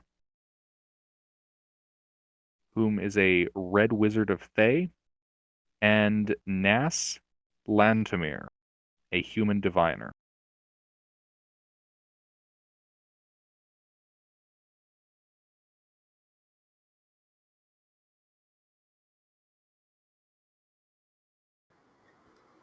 And do you tell us all this, Resny? Absolutely, yeah. I don't have any reason to hold back. Wait. So Avarice is part of this Arcane Brotherhood? Yes. I'm sorry, there's also one other person. Veline Harple. My apologies. Veline Harple? Harple. 1 second, I'll type up all the names.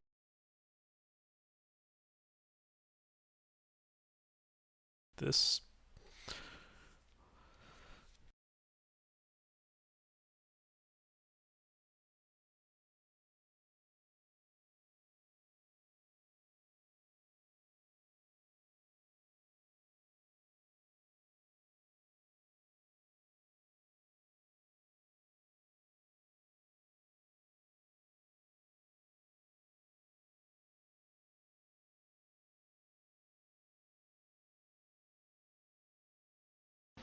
Did we kill the Freemasons yet?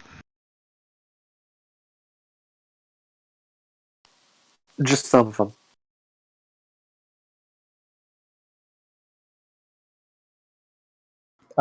We went across any other than Avarice.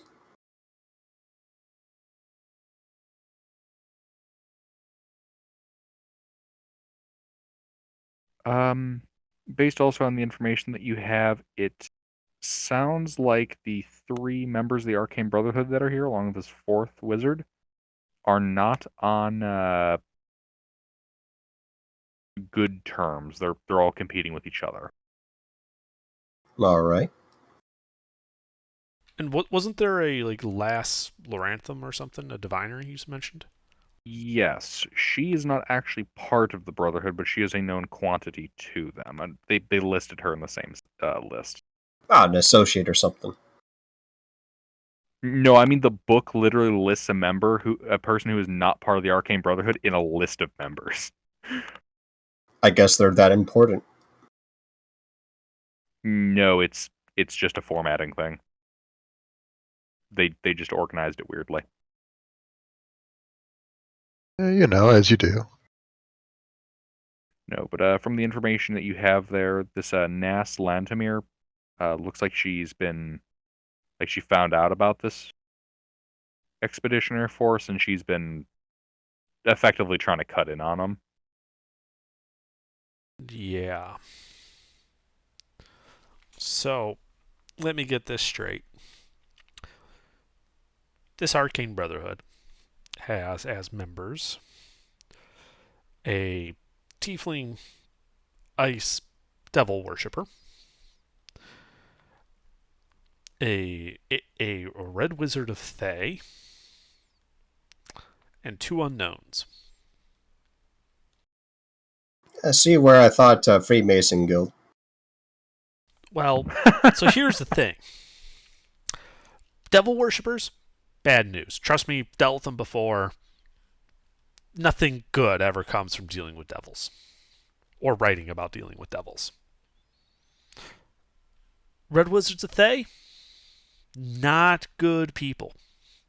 In fact, I'm pretty sure that they well, let's just say there have been some disappearances of people that could probably be traced to them, and they aren't exactly shy about the research into morally gray and morally black areas of magic.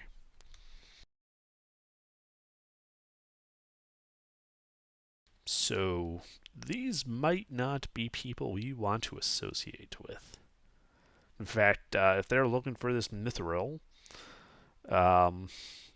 we may want to make sure they don't find it. Fastest way to do that is find it first, Yep. but they have over a month's head start on us, apparently. That is unfortunate, yes.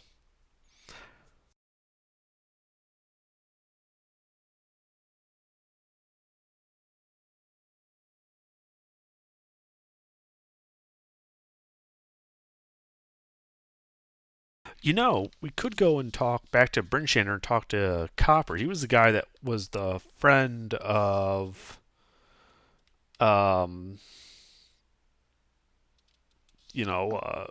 Macratus. He might know more.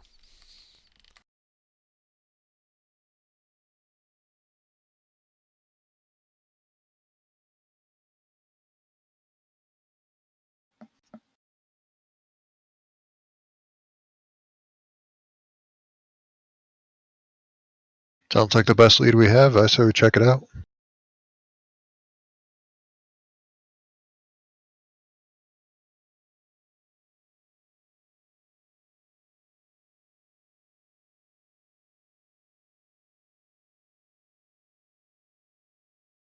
All right, well, if no one else is doing anything in Tourmaline, I think we leave then. I'm done with all of my shopping.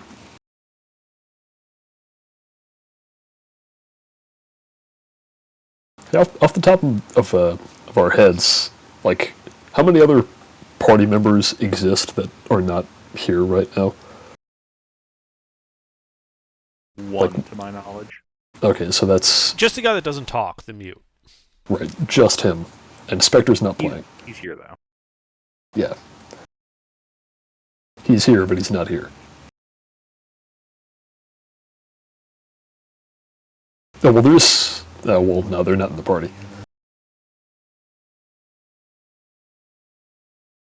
Yeah, I mean, Resident got robbed by that chick, but, we haven't found her yet. As far as Cece goes, I don't think she's going to be here for a while. She's got a job. She works. Yeah, she got a job and she works. Yeah, she works, so she goes to bed early now, so she probably won't be joining us in D&D. She told me that today when I asked her if she was coming.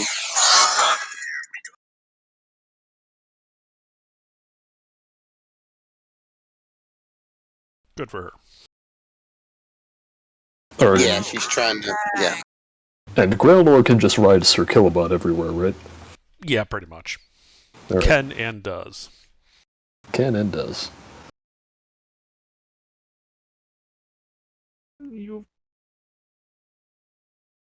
Gilbert, how much is an axe beak worth if I wanted to sell one?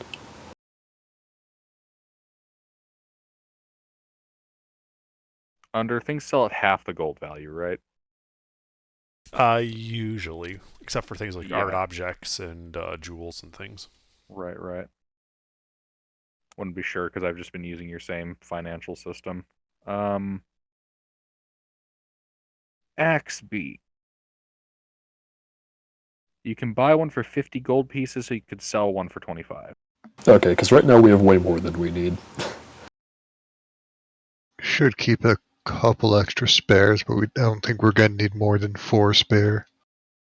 Yeah. I think I'm gonna keep 2 spare, whose main purpose is gonna be carrying feed.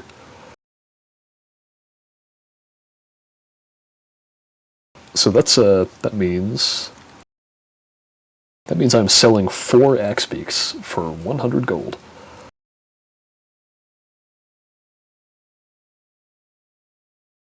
I don't suppose there are banks in Icewind Dale. Would you trust There them are if they not. were? Yeah, you make a good point.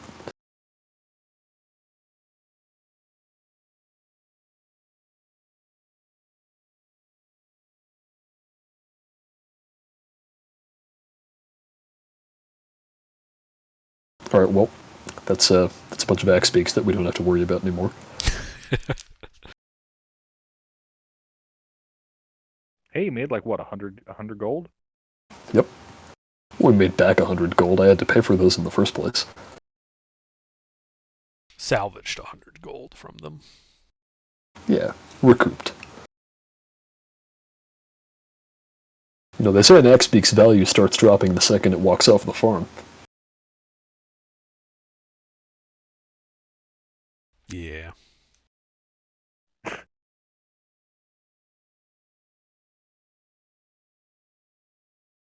Alright, so we now have only 7, which is enough for every party member, including people who fly but not Grailnor, plus 2 spares.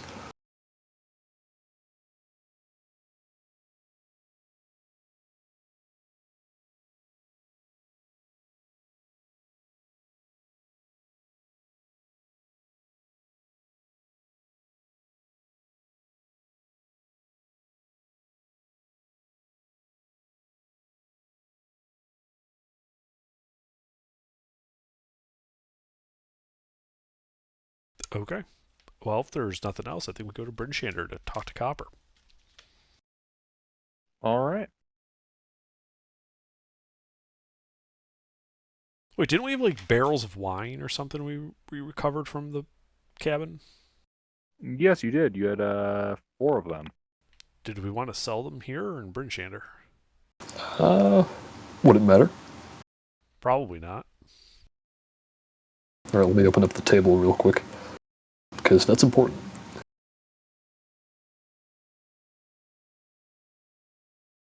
Might want to sell them here just so we don't have to travel as far with the extra weight. Yeah, well, we had so many spare axe beaks before that we pretty much didn't have to worry about it. We could spare 1 for each barrel. Come on, where's commodities?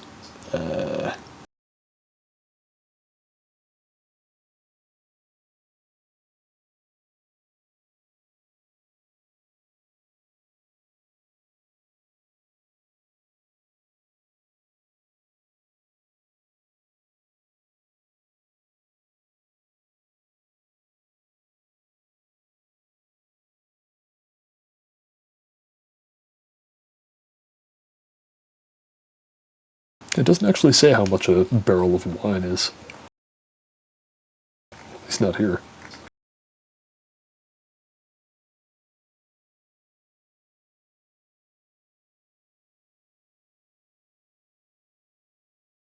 Is this considered fine wine or a common wine?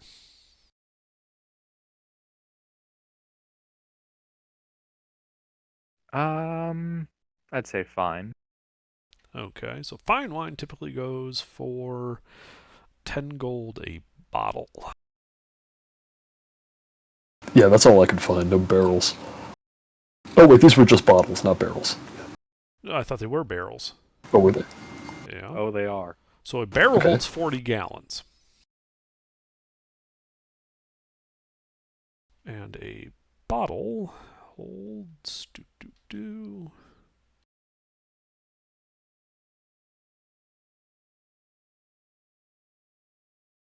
a 1.5 pints. There's 4 All pints right, in a break quart, out isn't your there? calculators. It's 2 pints to a quart. 2 pints. So 8 pints to a gallon. So yep. 3/16 of a gallon. But what does this all have to do with a fine Chardonnay? How much fine Chardonnay are we bringing in? A lot. I could have sworn there was a table of like trade commodities or trade goods. So let's see. So 40 gallons times 4 is 160 gallons. About 320 pints to 40 gallons. Would give us 51,200 pints of wine. So if we divide that by 1.5, that'd give us 34,000 bottles of wine. At a rate of 10 gold per bottle, this should be 340,000 gold worth of wine. Does the book really not say how much they're worth? What? Okay, 40 gallons is 320 pints. We have 4 times that. So, sorry, I did the math. So that's about 1280 pints. If we divide that by 1.5, that's how many bottles we have. So that'd be 853 and a third bottles of wine. 10 gold a pop be 8,533 gold for the 4 barrels. It's a little more reasonable.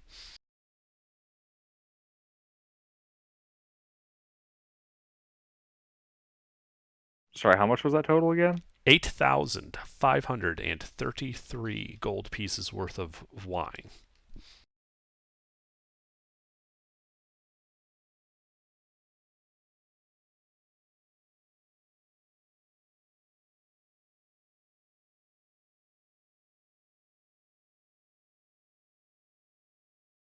It really doesn't say how much they're worth in the book.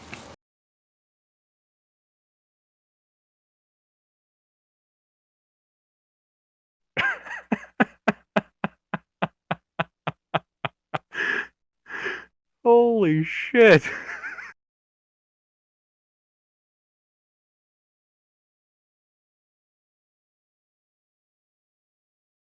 The real problem is going to be finding a way to sell all that. Yeah, I mean- Gilbert, could you do me a favor and look back to the part in the module where it says where we got the wine and whether it's worth money? Because I feel like that's way too much. I can read exactly the part that it is. It's right here on my. Macretus was a heavy drinker, and the barrels contain his supply of sweet berry summer wine. Any character proficient with brewer supplies knows that this wine comes from a vineyard in the Desarin Valley, hundreds of miles to the south. Extreme cold has caused the wine to.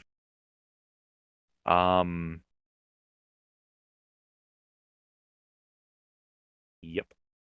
You know, give me 1 second. Let's just run a D&D wiki check on that location. Uh-huh. The Desarin Valley. Mm-hmm.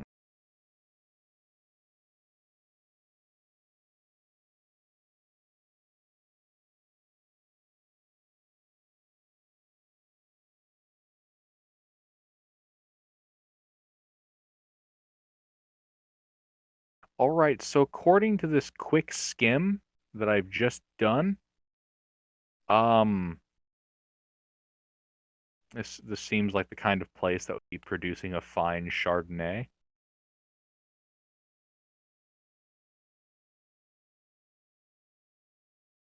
It's got a specific enough name that it sounds like it's a fine wine.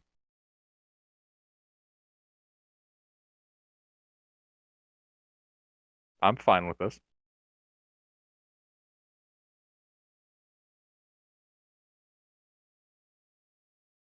Okay. So,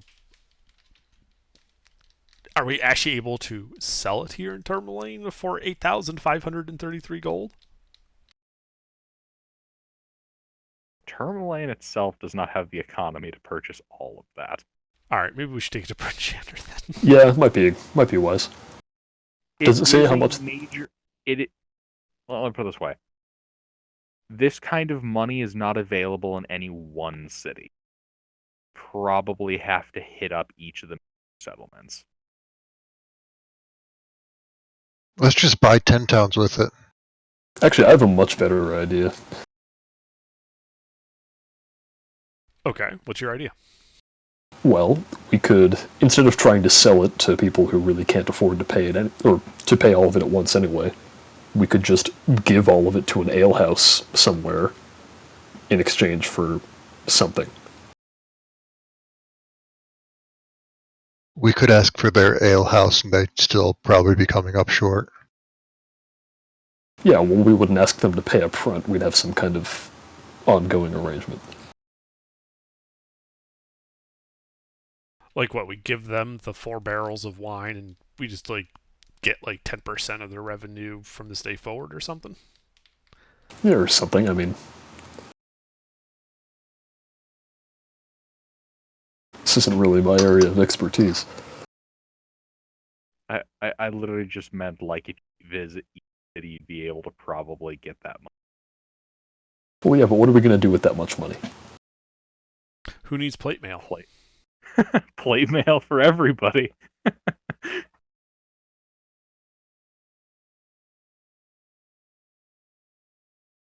Actually, Yeah, that's a good point. they might not have all the gold, but they might have other things. Yeah, that's a good idea.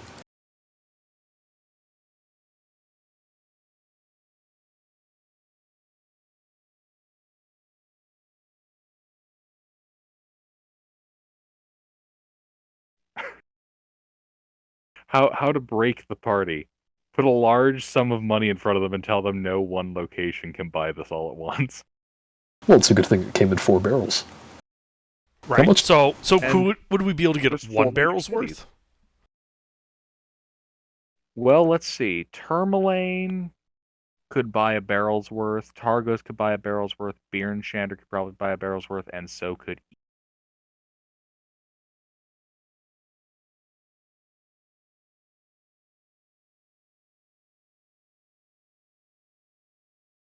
The question is, where the hell did he buy all of this wine?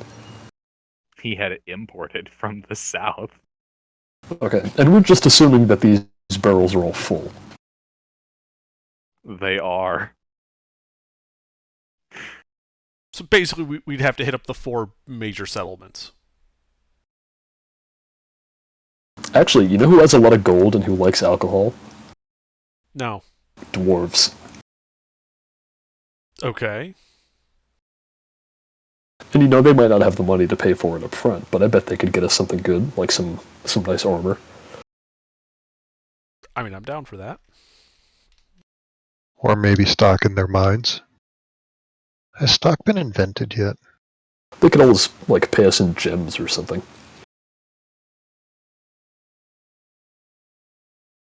So what do we think? Sell a barrel here at Tourmaline and then go to Brinshiner to find your dwarves? Yeah. The dwarves themselves are in the Dwarven Passage. Or Dwarven Valley. Which is actually closer to here, now that you mention it.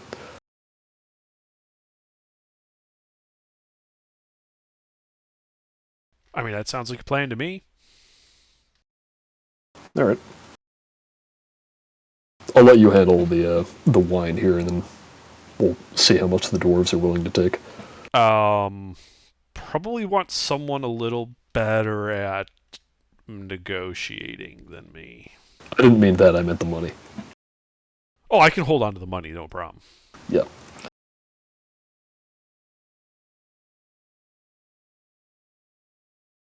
So is there a problem selling the 1 barrel?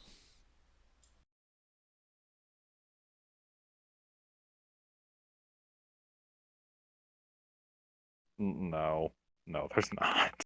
Okay. So we sell 1 barrel for 2,133 gold pieces.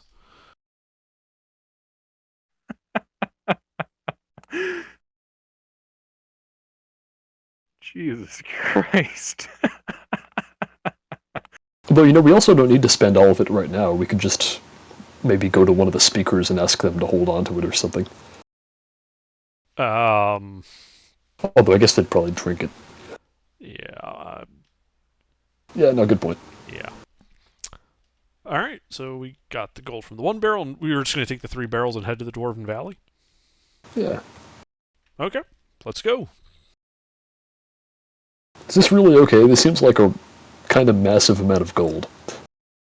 Like, way more than intended. Gold's easier to transport than wine. Was I it? know. Was I thinking when I said it was fine wine? No. Am I going to back out on my statement that it was fine wine? No. I'm surprised they even had that much gold. Look, I'm taking some liberties here. All right, well, I guess our next destination for now is going to be the Dwarven Valley. Mm-hmm. Mm-hmm. I know how to get back into that hold from before.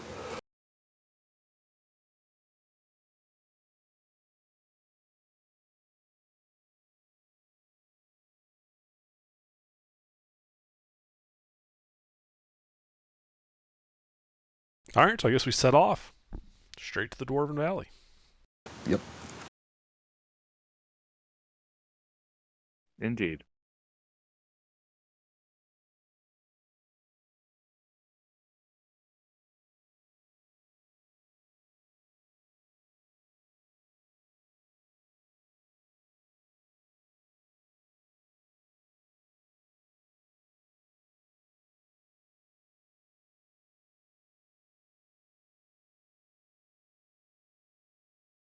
Does anything happen to us on the way?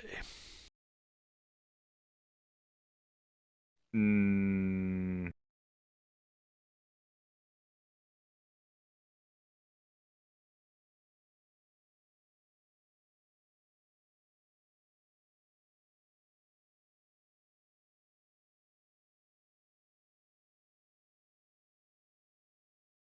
trying to think what I'm going to do now that you guys have so much money. Do I have to open up new markets of resources? Hey, if Apple made a car, would it still have windows?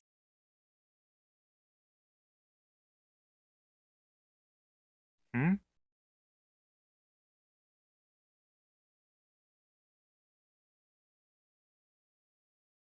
What, mister? If Apple made a car, would it still have windows? Actually, if Apple made a car, it wouldn't have like a hatch on the side for you to pump gas into it. When the tank runs dry, you just have to buy a new car. Yep. I feel like if Apple made a car, it would be like the Teslas that just set on fire and melted in people's driveways.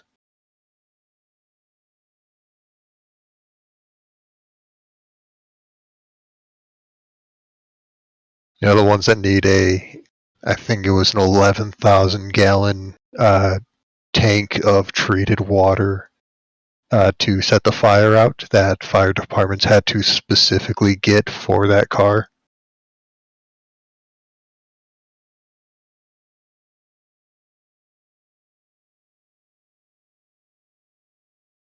So we arrive at the Dwarven Valley. Yes, you guys arrive at the Dwarven Valley.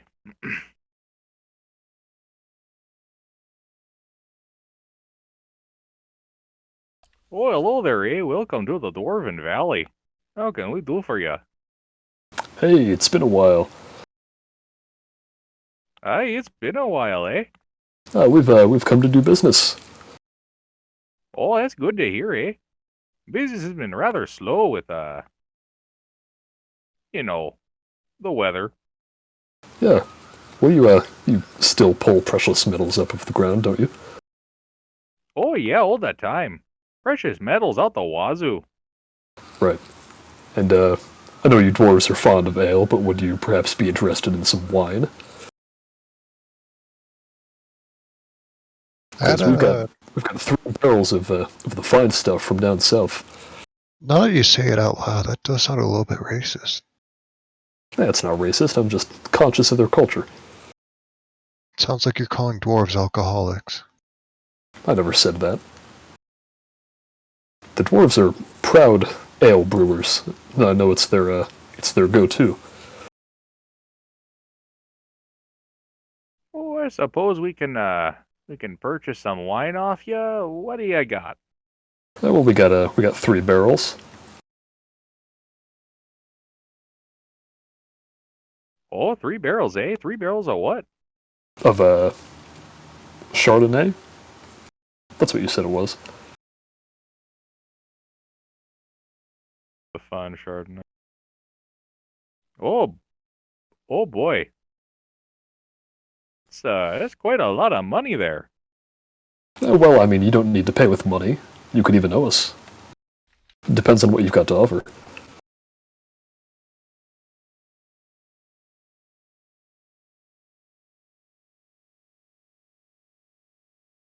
Well, we can certainly pay probably about 2 barrels worth for the That sounds fine. 3rd barrel. We'd certainly be interested in suits of armor, objects of great value. We can certainly do a suit of armor for you.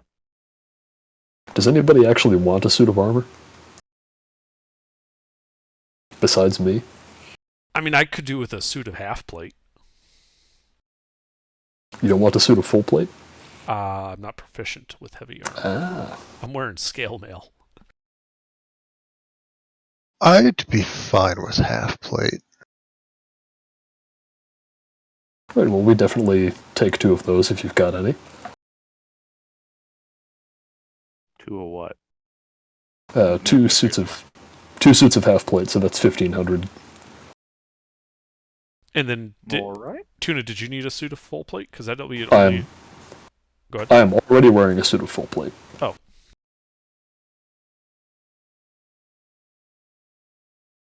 All right there, we can certainly acquire 2 suits of half plate. Excellent, excellent. God damn it, Spectre. Sorry. What is that from? Oh, I can also use the half plate. It'll make my AC 21. Ooh. Why don't we take a 3rd then? So that's going to be 9. About No, that's not right. 45. 4,500.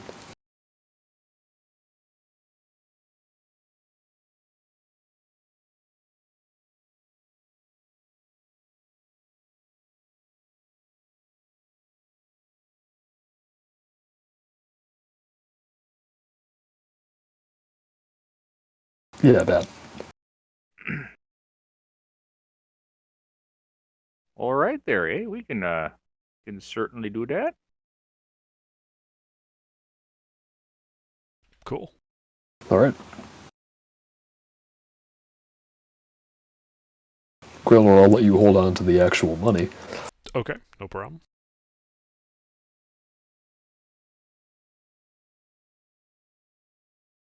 And so if we're just going to do this downtime style, I guess they would all get a suit of half plate. Yep. Neat. Let's Cool. see.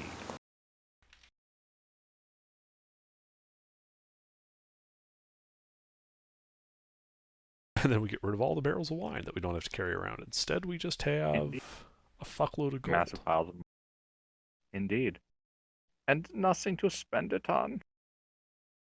Well, if we ever need expensive material components for spells to raise someone, we got the gold. How much do we have now? I'm currently carrying 6,399 gold pieces. Not bad.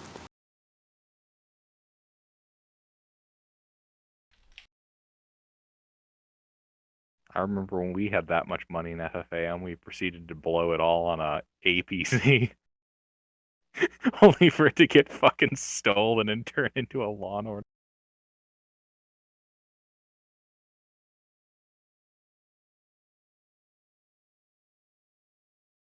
Alrighty.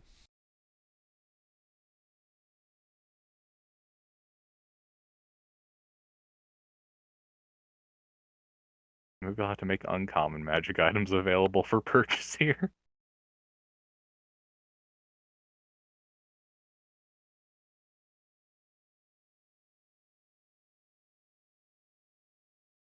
Yeah, we could start health potions. I just prefer not to get hit. It's always nice to have a plan B. My base AC is now 20.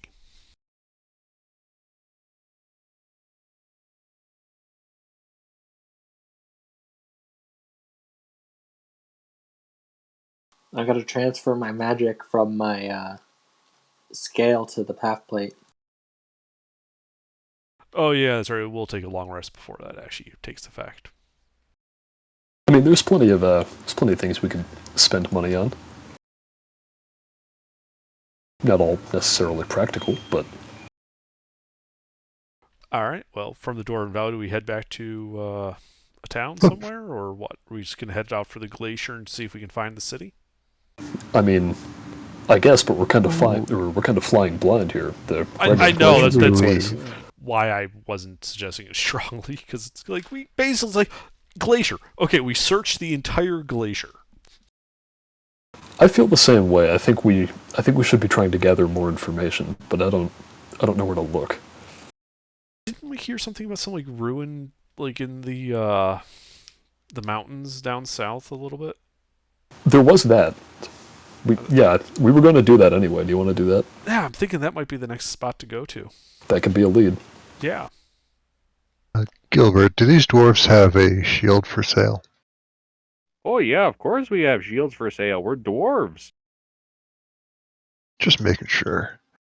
Alright, I'll buy a shield off of them. It's a very nice shield. Ruins to the south though? Yeah, he was getting some kind of psychic thing telling him about ruins in the mountains. There was some beacon down south, if you recall. Let me put it this way. I recall, I'm not sure you guys recall. The only thing I know of that you guys know of to the south is a mysterious beacon currently, Right, that's what we're talking about. I might add, Yeah, that's what we're talking about. drilling into your head, Grailnor. Yeah, that beacon. That annoying fucking beacon. Hear it in your dreams now, Grailnor. All right, well, let's go take care of that then. All right, we All right. head to the beacon. To the beacon. Alright. Can you guys draw out the route that you're taking for me? No, because we don't know where the beacon is. You never actually gave us a position of that, just that we knew where it was, but it was down south somewhere. I think it was, no, he did. Let me use my memory real quick. It was near, like, the lower sort of roots or It tributaries. was somewhere along that tributary with all the woods and stuff. I remember that. Yeah, the tributaries of but the the exact Red Run. position, I don't remember. Well, if it's in there, we could follow the river. Might Yeah. make for easy going anyway. Yeah, so I guess we head back to Tourmaline, follow the road to Targos, to Brinchander, down along the Ten Trail to where this river branches off, the Red Run, and then we follow it to the southeast into the woods, following the beacon. Okay. Over the river and through the woods to the mysterious beacon we go. Well, someone's got a better idea. I'm all ears. You know, I don't know if the river would be able to support this kind of thing, but we do have enough money for a keelboat. We'll make an amphibious. We don't know. Like the beacon might be up a slope somewhere. I don't think we. I know, but it would make the going a lot quicker. How about we just make a rowboat or a raft or something? The Ten Trail is a road, not a river. The river intersects perpendicularly with the Ten Trail. I'm talking about the Red Run. Right. So you'd want to take the road down to Dugan's Hold and then get the ship there. I guess, I don't know. I mean, I'm just spitballing here. I'm trying to come up with things to spend the money on. I should point out, a keelboat in this kind of winter, at this time of year, in these frozen lakes. Look Most around. entirely I mean, they'll sell you a keelboat. They're just gonna make sure you're in your right mind, given that the lakes are all frozen and so are the tributaries. Tuna is like the exact kind of person to lead some like horribly inadvised, doomed expedition that's going to result in the death of everyone who comes with him. And that's why the townspeople would question what you're doing, because they genuinely do like you. Yeah, no, he wouldn't do that. Actually, do we have a cart? No. Let's buy a cart and have one of the Axebeaks pull like an actual cart for hauling stuff. We had one before. Well, I think the reason we got rid of it in the first place was in case we needed to go in the mountains. Right, but it's only 15 gold. We have thousands of it now. If we have to dispose of it, we have to dispose of it. But if we need it... Yeah, you make a good point. Are we talking like the goblin snow crawler? Is that what you're thinking about again? No, like just a regular cart. Like a cart. We had one of those for a minute. 4 wheels, Ah, open like top, wooden sides. Strap an Axebeak Spectre, to it and it pulls it. It is turning to Spice and Wolf. All right. Yeah, you guys would definitely be able to buy a bunch of those, technically. Yeah, I haven't seen Spice and Wolf, but I know what you're talking about. We could buy a carriage. Spectre Well, it's a little sent me fancy. PM about that when it came to selling the wine.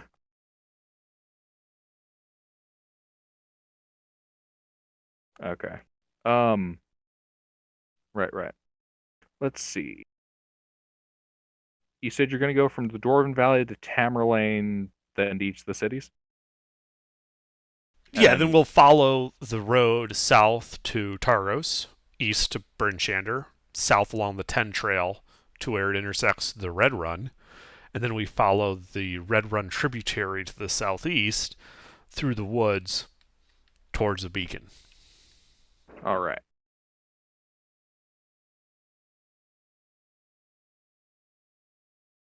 If you guys could give me a moment in order to calculate the time.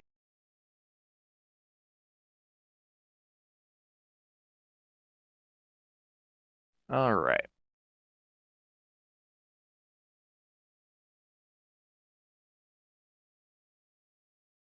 Sticky note.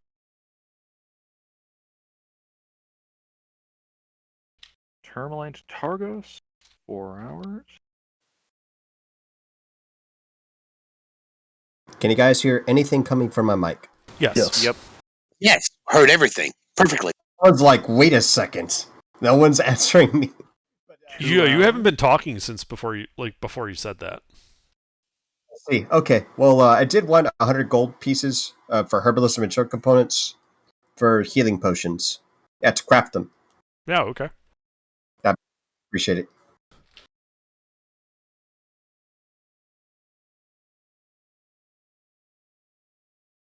Definition of dwarfs is not right, Eleanor. Yes, it is. They're more than just short, stubby creatures that are fond of drink. They're also very vile and they smell. No, see, I've got a source.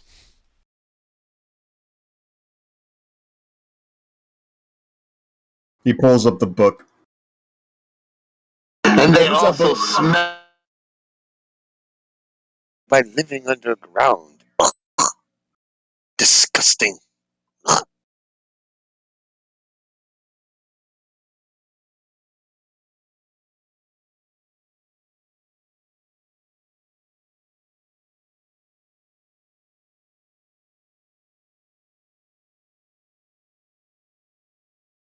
Sorry, Gregor stepped out for a second.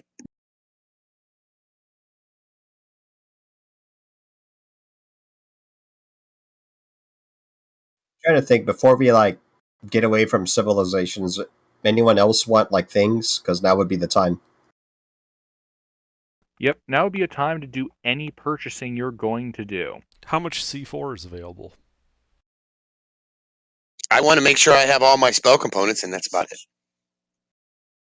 Are there any spell components you might need in the future? Should we level up? I am checking on that. All right, Underdark? Yeah, it depends, yeah. If we make a level and what spells I get. Underdark. There are 5 nanograms of C4 currently spread through the crust of Faerun. Yeah, Oh, okay. Of C4. All right, what about Semtex? I'll accept thermite as a substitute. Wow, that is 2 nanograms in the the crust of unlucky Faerun. rolls. And you said thermite? Yeah, it's just rust and aluminum.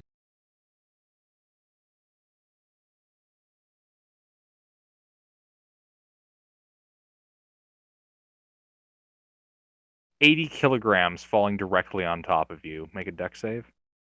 Perfect. The rogue make a dex. Oh no! Well, Look there's no better. point rolling. Your character dies from a spontaneous thermite impact from orbit. Yes, How can I thermite spring? was falling from the sky, no one will ever know. But you're dead now because of it. Alright. In all seriousness, though, Dibs. But I'm pretty sure it will aluminum and take iron are you both found in guys. meteors. And they're on Right. So fire. it'll take you guys a day of travel in order to get to Bryn Shander. And then you guys are going to be approximately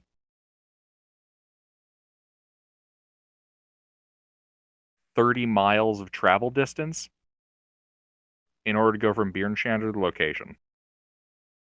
Sorry, what was the distance? About 30 30 miles. miles. Okay, and how long will that take? Approximately 3 days. Depending on how your survival check goes. We're following a road and then a river. I know. And you have a magic beacon. Look, like I said, it wasn't going to be a hard check. You roll a nat 1, you make it there, but you run into shit on the way. I mean, lack of visual sun, a blizzard. I mean, hey, if you guys fuck up, you might walk right back to Bjornshander. Which side of the river are we on again? Alright, does he need to make the check, or can someone else make it? Can you help me, Grenor? Since you got the beacon, I'm good at survival. You don't actually have to make a survival check. That was Alright. meant as a joke. He has a literal beacon. Is it his headache? It is a headache-inducing one, yes. Beep, beep, beep, beep, beep, beep. I will, though, need a moment to use the restroom and review this section. Illegal.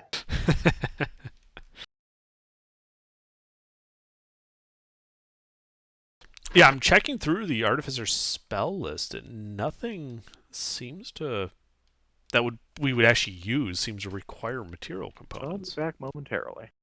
Yeah. Go. I mean, I'll eventually want diamonds, but that's probably going to be months down the road. I mean, technically, continual flame That's what, rubies? has requires rubies, but when would we ever actually cast continual flame? There might be some arrangement where we need to. Very unlikely, but Right, it's so unlikely that it's not worth buying components for it. Yeah. Now. I might as well get some on the off chance. Like, buy enough for 2 castings. Is it even it gonna, probably would be lighter than 100 gold it'd be. Yeah, it's not going to put a dent in our savings. The robot's carrying it, I don't care. Plus, we have a cart, so if it really comes down to it, I can put it in the cart. Yeah, speaking of which, we now have a 10 days worth of X-Peak feed in there for 7 X-Peaks. Okay. We should probably get ourselves some food too. I mean, I bought some rations for myself. Everyone should probably I'm make gonna buy sure it. they buy up to 10 days worth of rations. Yeah, I'm gonna buy a 10-day myself.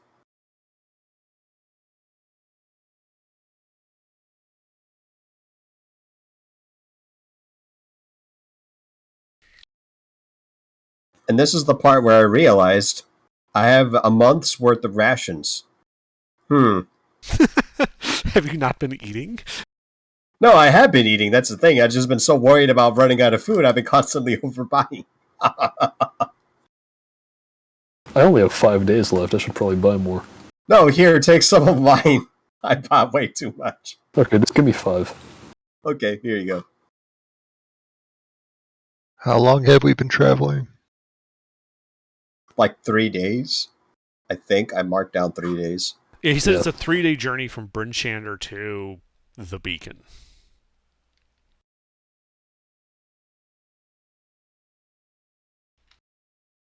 And I never said you guys made it to the beacon. I said it was a 3-day journey to the beacon. Oh no, Okay. I was talking about what's it to and fro the spooky place where we got a blessing. That's what I was referring to. That was just like 4 hours. We spent a day because we camped there in the cabin because of the blizzard. But he said it was only 4 hours to get back to Tourmaline. I guess you get 2 more rations. Cool.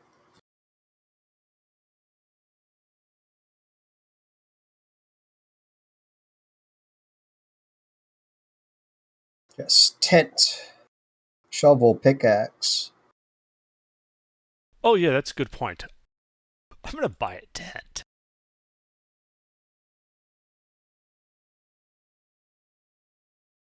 Climber's kit. Do you think we'll need more than 100 feet of hemp rope? I doubt it, especially considering that you can fly. Oh, for you guys, though.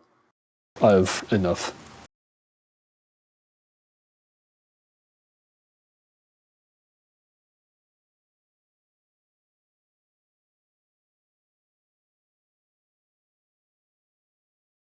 Does anyone want this Craig Cat duster that'll fit a small fella?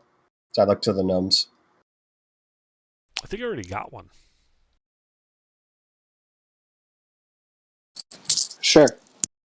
I give you the thing. Hmm? By the way, while you wear that, it does give you advantage on stealth checks while you're in the snow.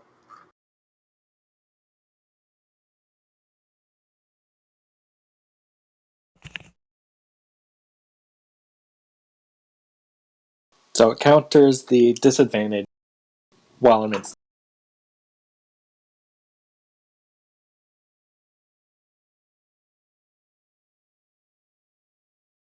Why do I have boots?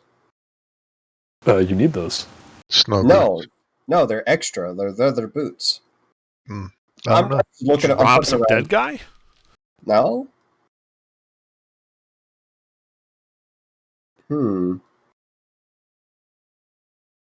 Oh, I remember this. I made some winter clothing out of a gray bear pelt.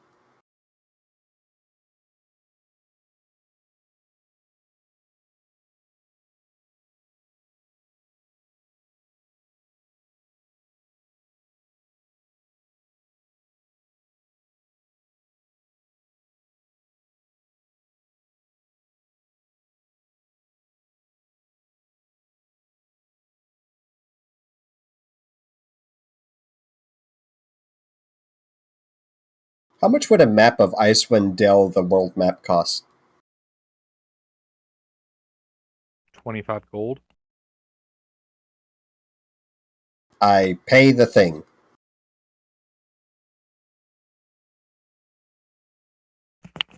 If you guys looking to spend money, maybe buy a not a magnifying glass, a telescope.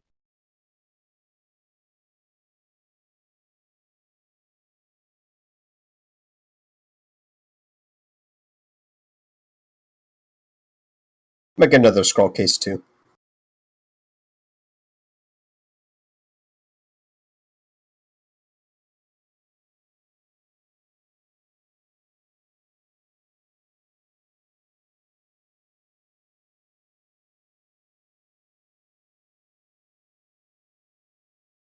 All right, I'm back.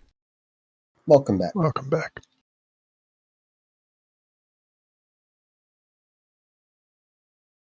So, have we made it to the beacon yet? The beacon!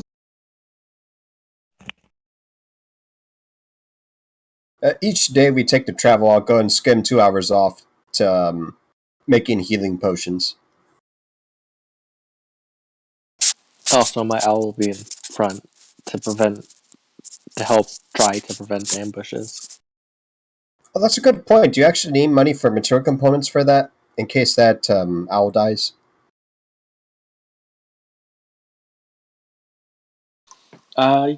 Probably. Just how much would be good though? Probably just one. Because so yeah, just 10 extra gold.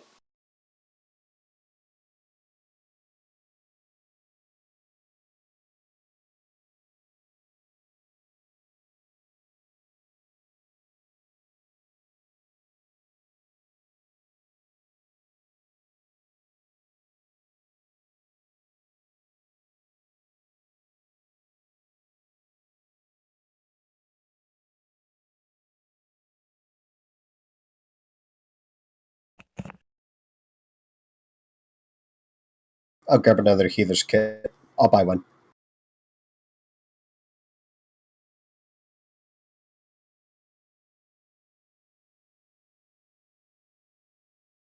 Okay, that's everything.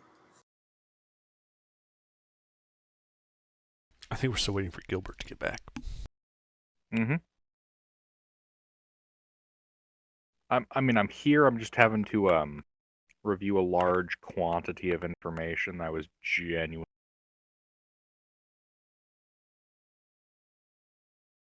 Given the amount of stuff going on earlier. Yeah, we're still downloading the Dawn Guard expansion from the Xbox store. Well, that, and I don't have the convenient access to my notes on my laptop. Ooh, yeah, that would help. So I don't have my little cheat sheet of info. Oof.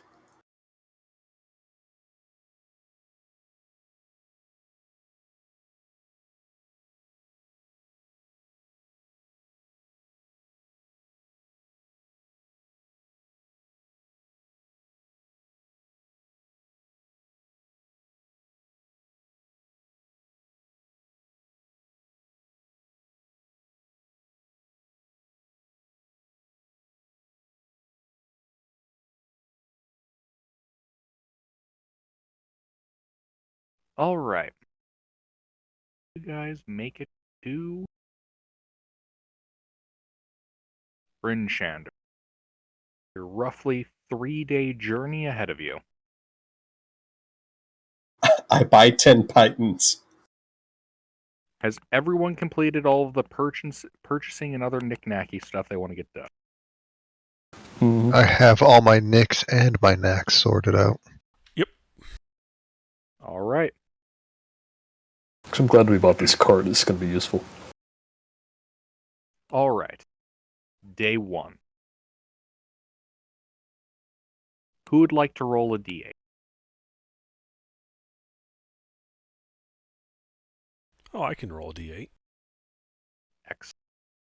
Are you I sure? like it when you all kill yourself. I got a 7. All right, we face 7 blue eyes white yetis. All right. And I then summon obelisk the tormentor. Your first day of travel along the 10 trail is uneventful. You see no one along your path all day. The wind howls and it is still freezing. But thankfully, no misfortune befalls you on your first day on the Oregon Trail. I mean the 10 trail. All right.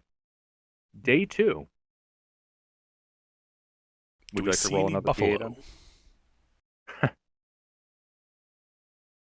You contract dysentery and die. Fuck! Roll no, me, I'm a Garrett. healer. Fuck. Yeah, but who would like to roll another D8 for the second day of travel? I will do the thing. I refuse to apologize. Rezio contracts dysentery. All right. Roll a D20 for. Oh, I wanted there to be double nat ones. It's triple ones. Even better.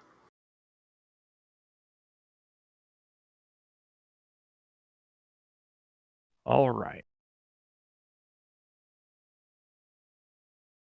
Early in the morning of the second day,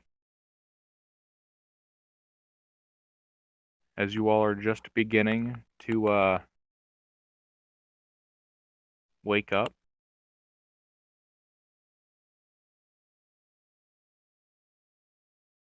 coming out of the snow is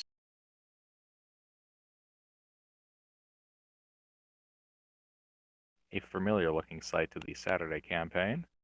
An avalanche. Oh, No, I smart. said a familiar sight to the Saturday campaign. Oh, it's an Owlbears.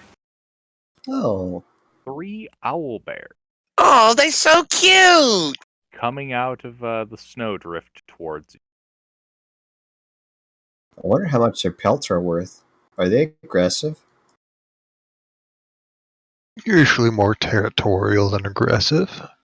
There's a part where Oh, I get up and start flying, just in case. The owl bears are currently 100 feet away, closing. Yeah, like I said, I am in the air now. And I expand my wings in an attempt to intimidate them. There should probably be some screeching. Are they but obviously hostile to us? Give me an insight check.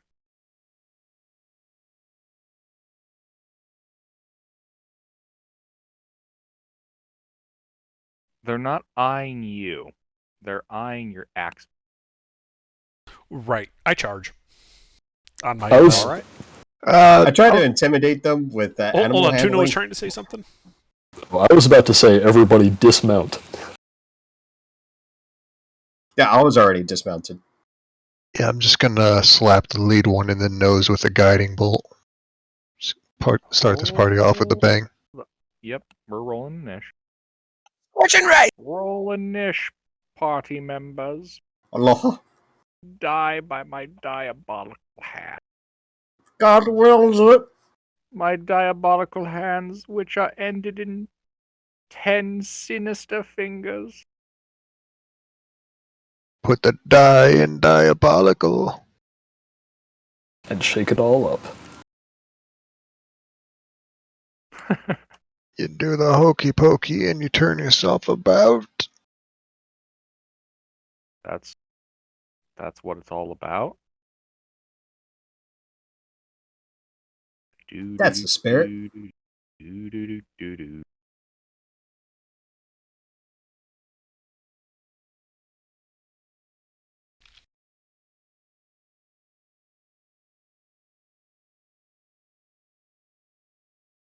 I'll admit I'm a little sad the owlbears didn't come at night. God, that was... all right, Gregor, it is your turn.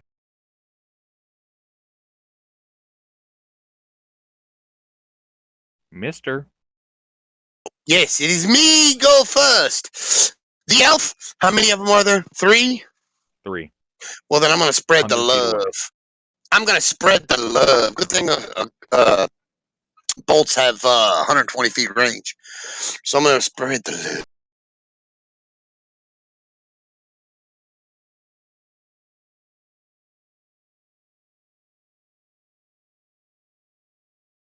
Indeed. Spread that love, mister. Spread it all around. Smear that love all over the battle map. How many hits? 2, 1, 3, 2. 2.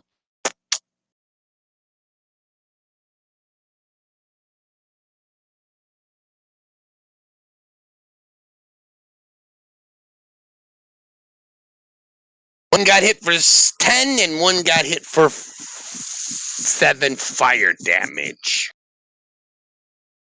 And since the one in the middle it didn't get hit, because there's 3 of them. The one on the left and the one right got hit. The one in the middle didn't get.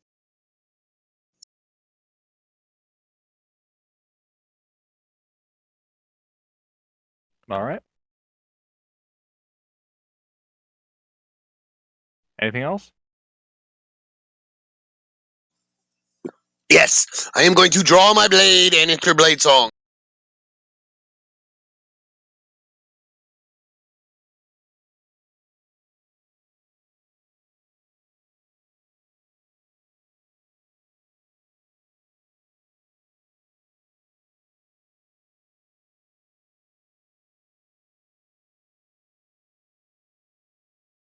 All right, so what's the range All right. to them?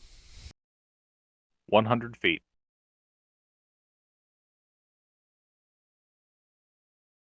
Okay. Well, I have Sir Kilobot move me 40 feet closer. And I'm going to cast Fairy Fire on them. Deck saves from all 3, please. Assuming I can fit them all in a 20-foot cube. Yes. Yeah, so deck saves from all. Well, dear God, only one of them failed. At least that net 20 isn't hitting one of us. Yeah.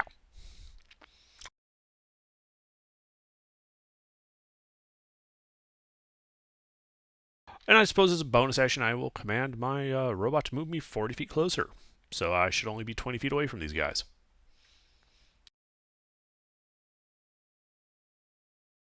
Indeed, 20 feet.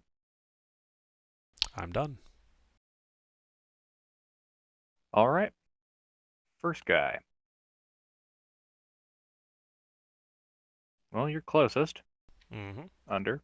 Yeah. He's going to move into melee with you and assault you with his beak and claw. All right. I will impose disadvantage on the first attack.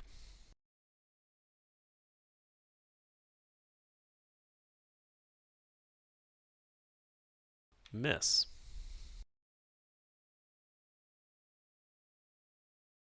Fuck you. I think the dice saw the money but got and they're like, nah, these guys get it way too easy. Hey, Underdark, I think our party, like our group, just sucks against owl bears. Oh my Oh my god. Okay. Well, that bloodied me. holy shit.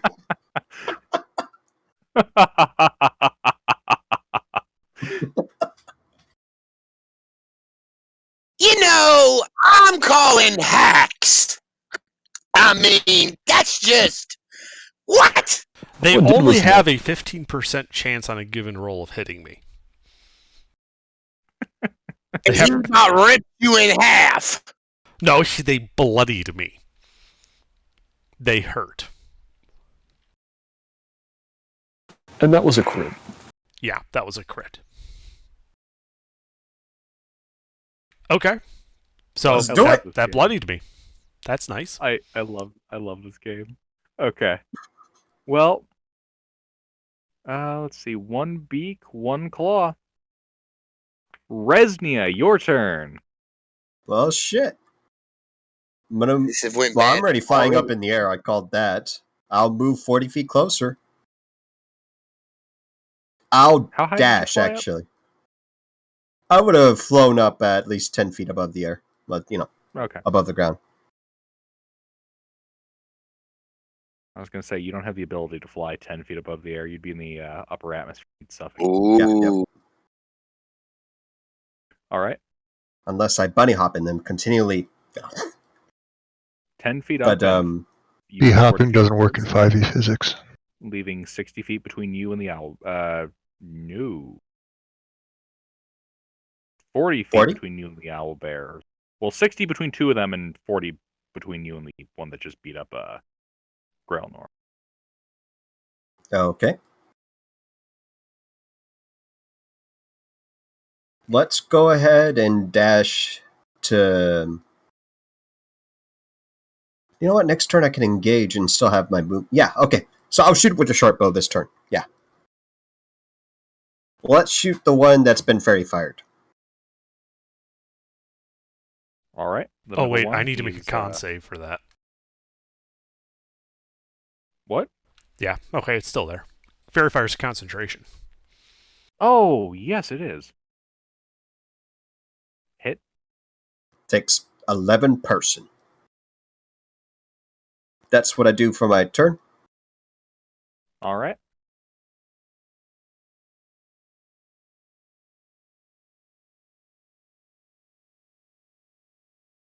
My turn?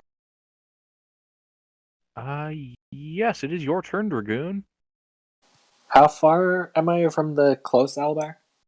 80.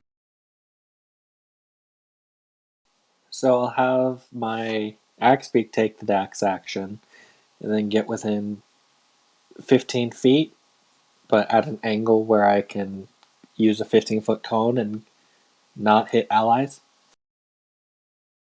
All right. Dex So you're kind of save. blasting away from the center mass.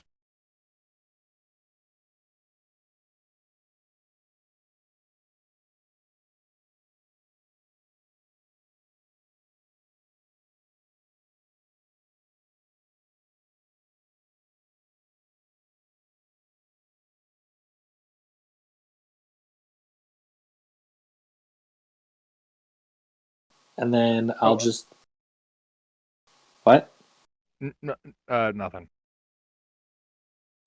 And then I'll just fire a chromatic orb at... Is the close one also the one that's fairy fired? No. It's a different one. I'll do the chromatic orb at the fairy fired one. All right.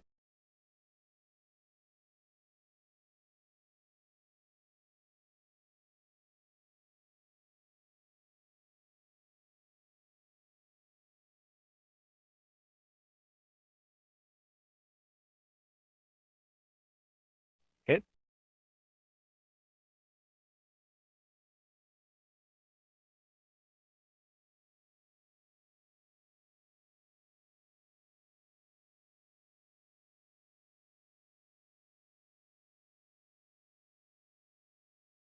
All right.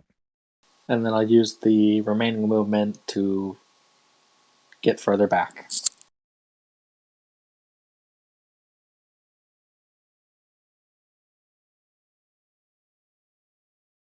All right. And the one in melee with Grailnor is bloody. Wait, I thought he was shooting Right. one that was fairy fired. How far back did you move away? Well, the axe speak has 50 foot. I dashed, and I used the remaining to move away.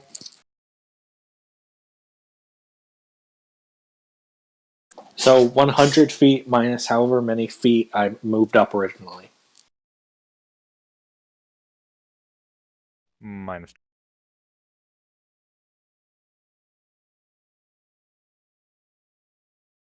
Okay. Well, how far did I move up originally? Well, the closest one was 80 feet away, so you would have moved right. up 80 minus 15 of 65. All right, yeah, sounds good. All right. The DM3. This guy is going to run up into melee and attempt to wallop your ass ground. Uh-huh. Go ahead. Try it. Are you doing anything to his attacks? Nothing I can do. Okay.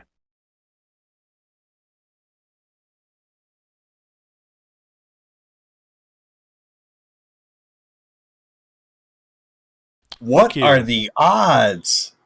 Disgusting. Disgusting. No. Oh. Is Grelnor about to die? No. It is an owlbear. Guys, I think our party's just cursed when it comes to owlbears. Well, no, not really though, because Underdark is running the other campaign. So you should really see this as revenge. Or poetic justice, maybe. So what, Monday and Saturday campaigns is just Underdark and I going at each other? With owlbears. The rest of yours is collateral damage. 17 slashing. I've got 1 hit point left. That blessing's coming in real handy, huh? Oh, yeah.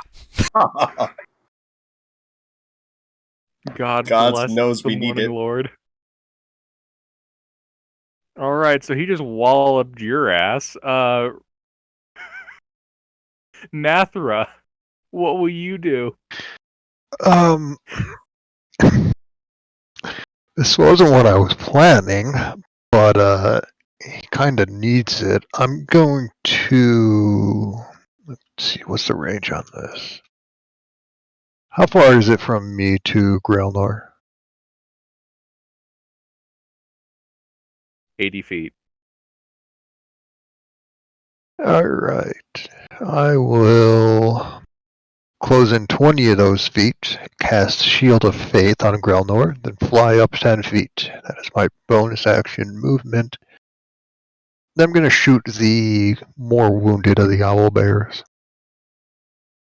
Alright, I think that's the first one that right in front of Grailnor. Yeah, wonderful.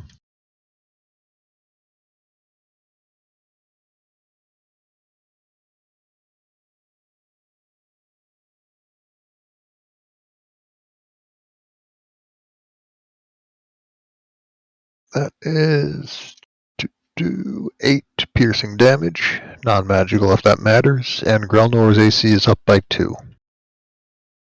Doesn't matter if he's just rolling fucking nat 20s. It'll probably help more than the healing word. That's my turn.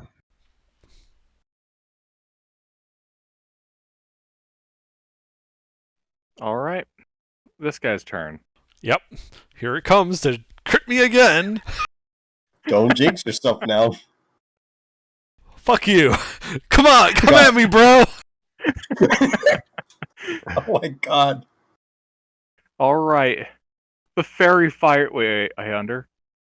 Uh-huh. Did you make the concentration check for fairy fire? I did not. Oh yeah, it's a Okay. DC 10. Well, Oof. no more fairy fire. Well, the owlbear that was previously fairy fired has taken exception to that. It wants to be fairy fired again? I will shield, making the 25 miss. Woo! That only missed He because of that survived. +2. Goodness. Like, shield brings my AC normally to 25. That's normally with the addition of that half plate that you're now wearing. Yeah, with the infused half plate, a shield, and my dex, I have an AC of 20. But that doesn't matter when the dungeon master rolls that Crits. fucking Yeah, 20s. when you have a 15% chance on any of your rolls to actually hit me, and you hit me 3 times out of 6. It's fucking XCOM mods here. There's some dice weighted here. I've sacrificed all my good Saturday dice in order to murder you on Monday. All right. Tuna. Alright, how far away is Grelnor and the owlbear that he's fighting? 80 feet. All 3 of them. 80 feet, all 3 of them. The owlbear is bloodied, right?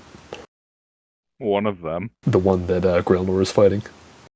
Indeed. Okay. Let's see, I'll move 30 feet towards them. And Grelnor is 80 feet away, not 60. Correct? Correct. Yes, I moved up 20 feet to get in 60. Alright, let's see, he's... How do I want to do this? You're Alright, correct. no, we gotta go for broke here. I'm going to... I'll be fine. Let's see, the I go owlbear... before the next owlbear, it'll be fine. The owlbear is a large creature. And the... The owlbear is a large creature. Actually, no, it's screw it. I'm just gonna dash so I can get in closer. All the shit that I want to do to try and protect him, I have to be in melee. I mean, I'm pulling out a melee my next turn, because, you know, I'm a little bit low in the HP department. Oh, actually, there is one thing I can do, which I just remembered. I'm not going to dash. Sorry for lying to you. Because I can get within 60 feet and the owlbear is a large creature, I'm going to cast Gust of Wind angled upwards so that I'm not catching Grailor with this. Which I assume I can do.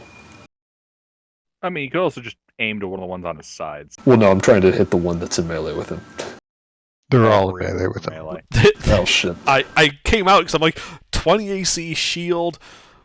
Yeah, I'll just go out and engage and stop them from raiding the softer people at the center of the column. Oh, well, in that case, can I hit 2 of them without hitting Grailor? Just leave me the bloodied one. I'm gonna fucking kill that asshole. Yeah, unfortunately for you, they all brought their can openers today. Is the bloodied one in the Okay. middle or on the side? Bloodied one is on the right. Okay, can I hit the 2 on the left without hitting Grailor because of their size? Yes. Okay, then in that case, they both need to make dex saves. Or, no, strength saves, sorry.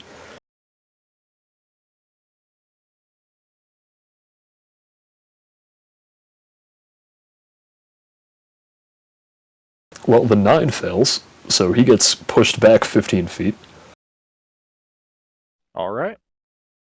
Alright, and yeah, that'll be it.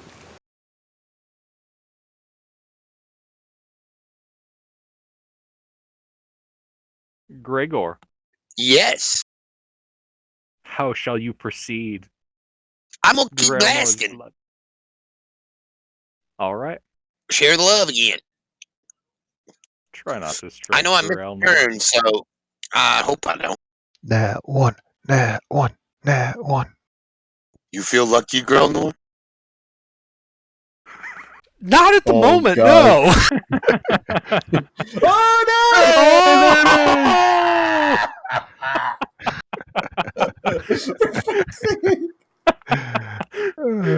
You only have one hit point. Come on. Well, hold on. Other people in that Guys, area. guys, He besides isn't it. capable of hitting my armor class. My armor class is currently, because of the shield, 27. So he may have hit me, but I would argue that he's incapable of damaging me. No, he's capable of damaging you with a crit. But that's not a crit. It is a crit. It's a critical failure. Critical failure. All right, other argument. There's 2 creatures over there, myself and my mount. Yep. Okay. Technically, there are 3 creatures. Who else is in Yourself or melee? Mount. Well, Tuna's kind of sufficiently downrange where it's possible a Nat 1 could have fired off. I'll take it. I'm just grasping at straws here. Call your number. No, I know. Call your number under. Don't worry. You're not immediately vaporized. Potentially. Under All go right. for 2. It's always So, been 2, and there's no way it'll be 2 Gregor. again. Gregor. A 1 hits Grailnor. A 2 hits his mount. A 3 strikes Tuna. Roll a d3. Ooh. Tuna, you Yay! blasted. Alright, roll your damage, elf boy. God, I would have been so. I did hit disappointed one if of it them was one, another right? One. Yeah, you did. Yeah. The Oh my god, what shit luck. I love this game. The monster got hit for 5, and Tuna got hit for 6. nice. And if by 6 you mean 3. This Fire is fire. damage. Ah, All right. okay. Wait.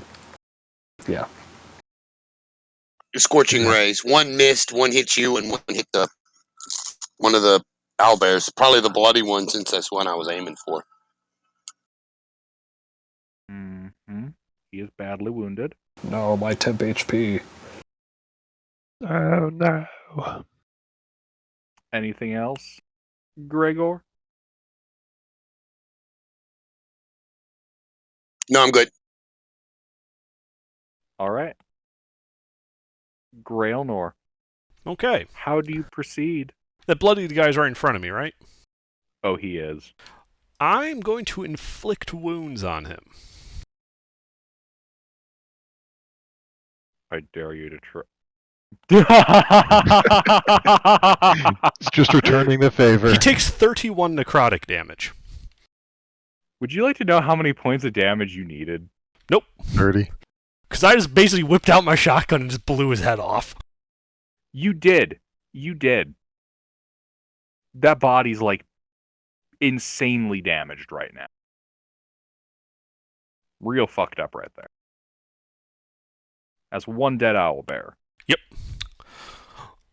And then... Someone could slash out a DM1 for me. And then, my mount will take the dodge action. No, sorry. We'll take the disengage action. And then move 40 feet away. Bold. End of turn. Resnia. Well. I'm 40 feet away from the owlbears, correct? Correct. It just so happens I am 40 feet away from them. So I go, and I inflict violence. So I'm going to be striking many, many times. So you're flying into melee? Yeah. Okay.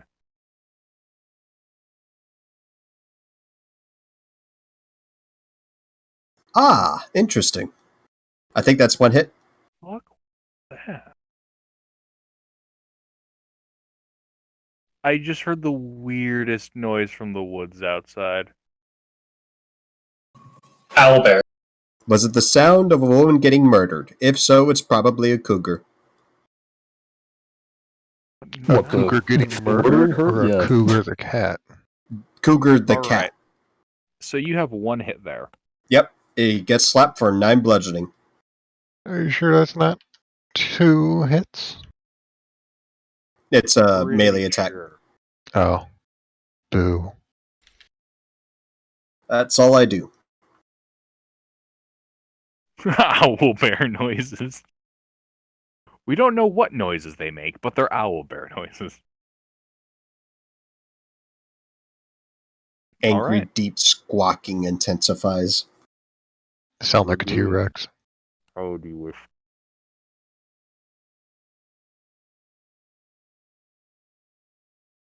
Dragoon? So, I move with it. Can I get both the remaining owlbears in a 15-foot cone?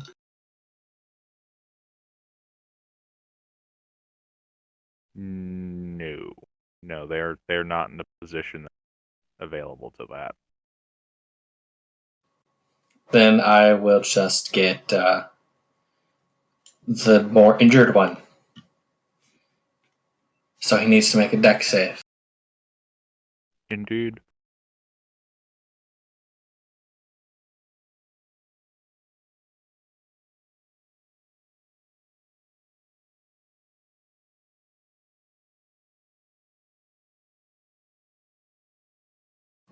He gets lightly scorched.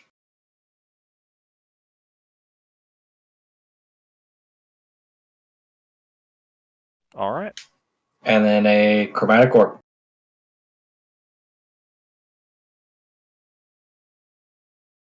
Hit.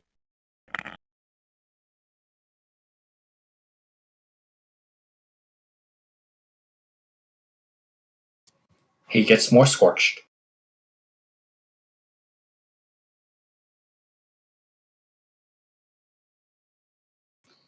I'd then like to be 50 feet away.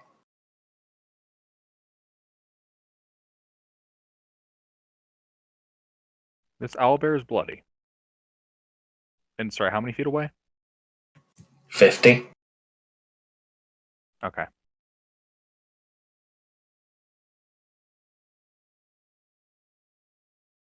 DM3.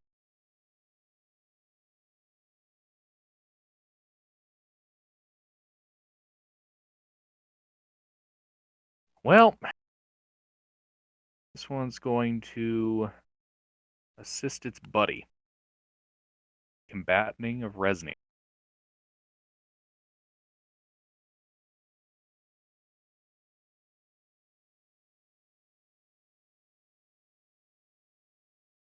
I see that there is a distinct lack of crits in that.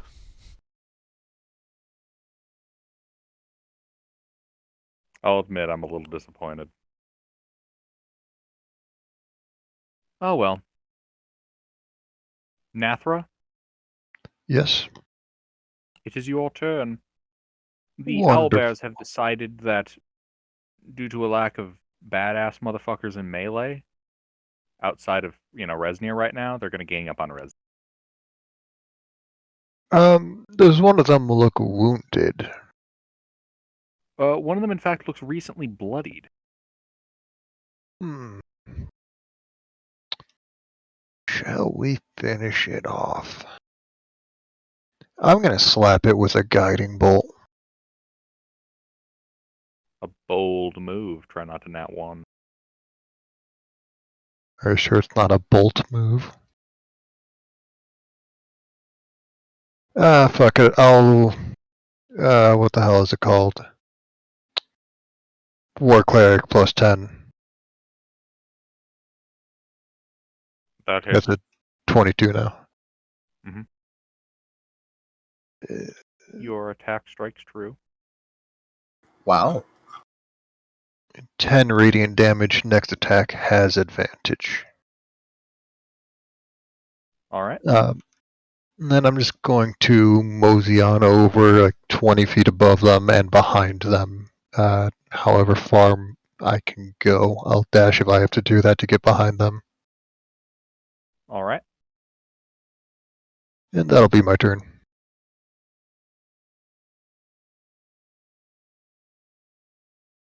DM2. The bloody one. Resnia, Mm-hmm. ready thyself. Because, honest to God, who knows what the fuck I want to roll. Single hit.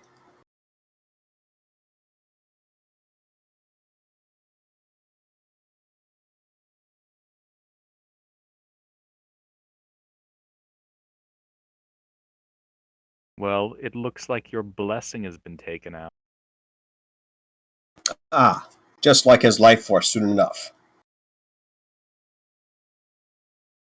Yours or the bears? The bears, I got a fuck ton to live.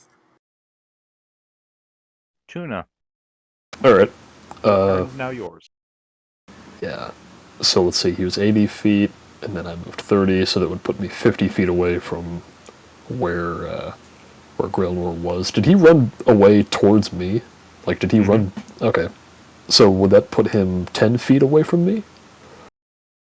Because I was, I think, 50 away after I moved, and he said he ran 40. Mm-hmm. Alright. I'm going to walk up to him and give him 10 points of lay on hands. So enjoy that. Thanks. That's my action. And let's see, that's 10 feet.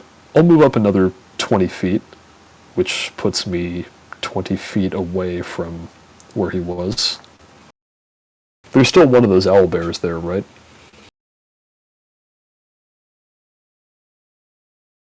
There's two. Yeah, well, there's one that I pushed away, and there's the other one.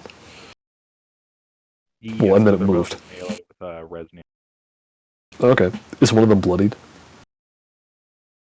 Yes. Alright.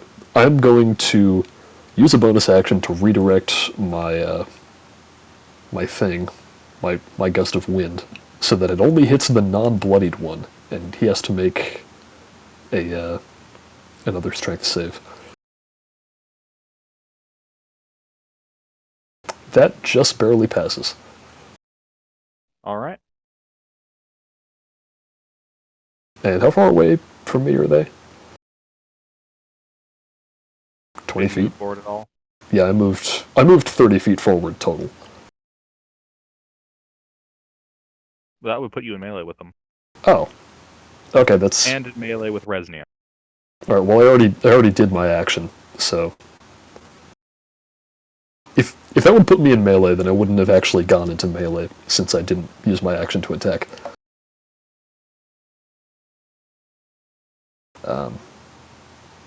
Yeah, then... Can I not have moved after I gave Grailnor the lay on hands? I didn't realize they were that close. All good. Alright, yeah, then that's where I'm going to end my turn. Okay. Gregor? Okay, I got a question. Mm-hmm. How many of them can I get in a 20-foot radius? Can I get both of them? Yes. Okay. So what's the range of your 20-foot radius? 90 feet. Yes. Okay. Will I hit any of the party members? Do you have to see the targeting? Huh? Do you have to see the point that you're targeting? I'm casting the sleep spell. It does not say. Oh, Don't- okay, yeah. You should be. Okay. I'm casting it at second level, so it gives me 7d8. One's wounded. I mean, both of them have been hit before, so this might work. Sleep lets you choose the creatures you target anyway. What? No. It lets No. you charge. It lets you get the area of effect. Oh, yeah, I read it, like, grammar wrong. It said you choose, and I thought that meant creatures you choose.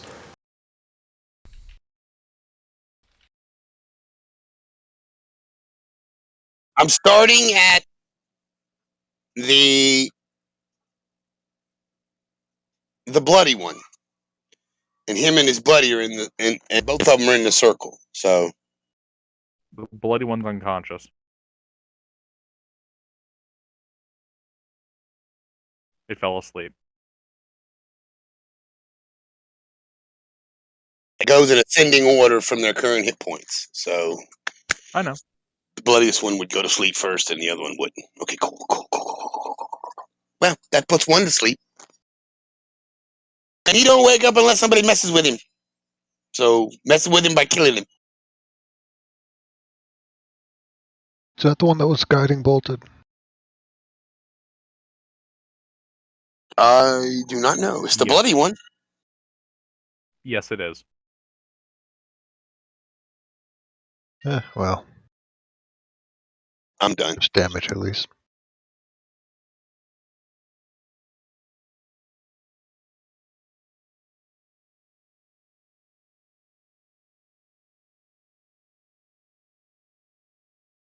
So it's my turn. I believe so. Elf, Yes. gray, no. I'm just checking the effects of what the owlbear is now under. Yeah. So there's 2 owlbears left, right? Correct. One's asleep and the other is active. Correct. The active one is injured or uninjured? I think wounded but not bloodied. No, the non-bloody one has no injury. So the one that is still active, that is not asleep, is uninjured. Correct. Range?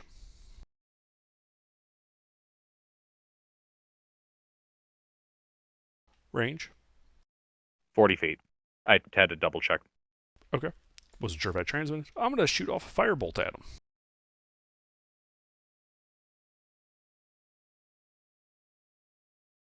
Hit. So that is 8 fire damage. And I will move a further 40 feet away from him.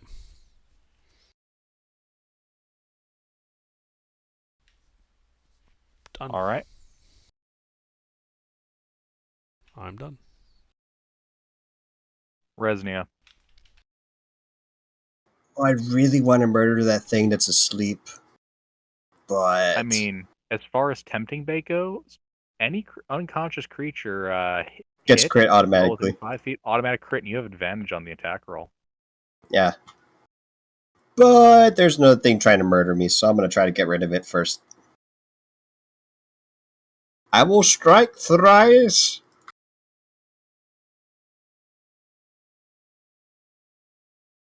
This one is not guiding bolted, correct?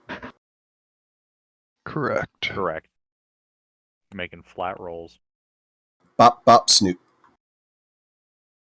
Hit. And that last unarmed strike is going to be extra spicy.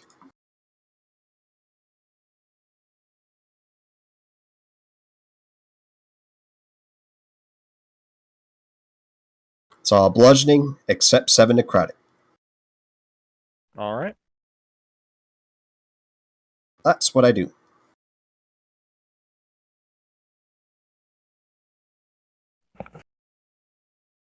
Dragoon. Time to go in for another strafing run.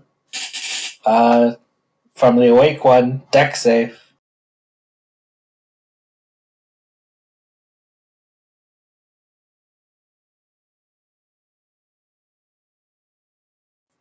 Seven damage. All right. Another orb. All right.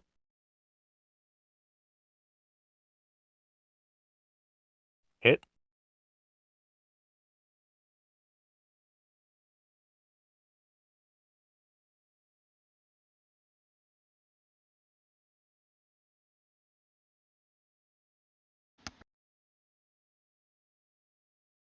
All right.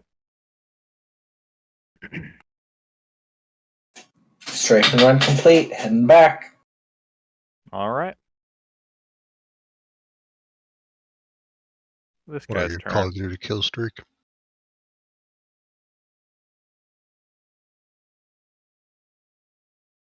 Resnia, he's going for you again. Makes sense. Twice. Hits.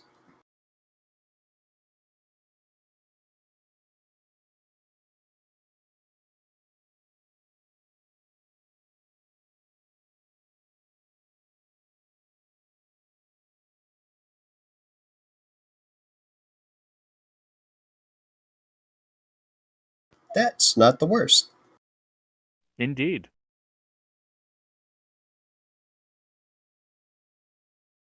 Apparently, owlbears work on cross-campaign vendettas or something. I guess. Jesus.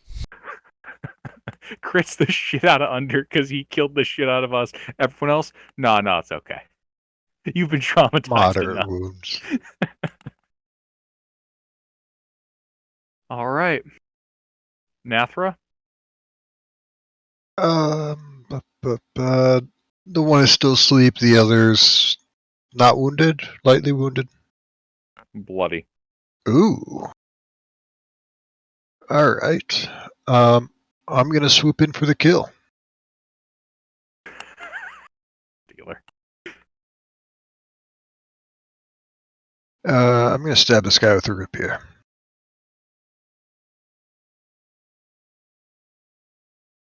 Ten misses, doesn't it? It does. All right. War cleric bonus action attack. What are you? 9 misses, doesn't it? Apparently, the dice do not like a kill stealer. Apparently the war gods don't either. Help me, damn it! What are you doing?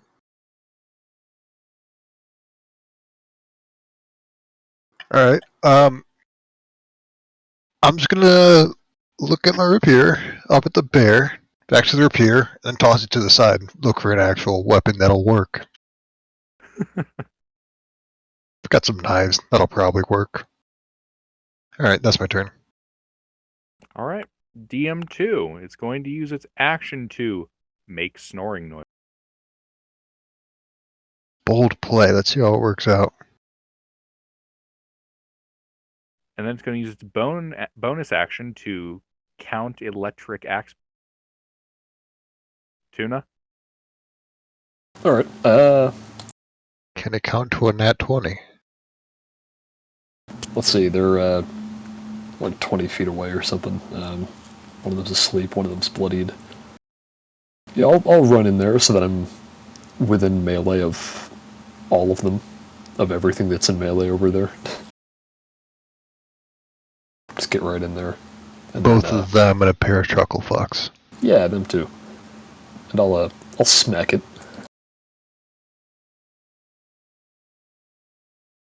Not the unconscious one.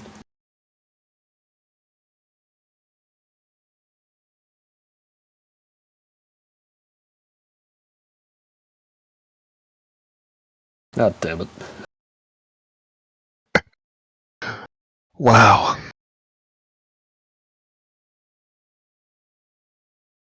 You know what?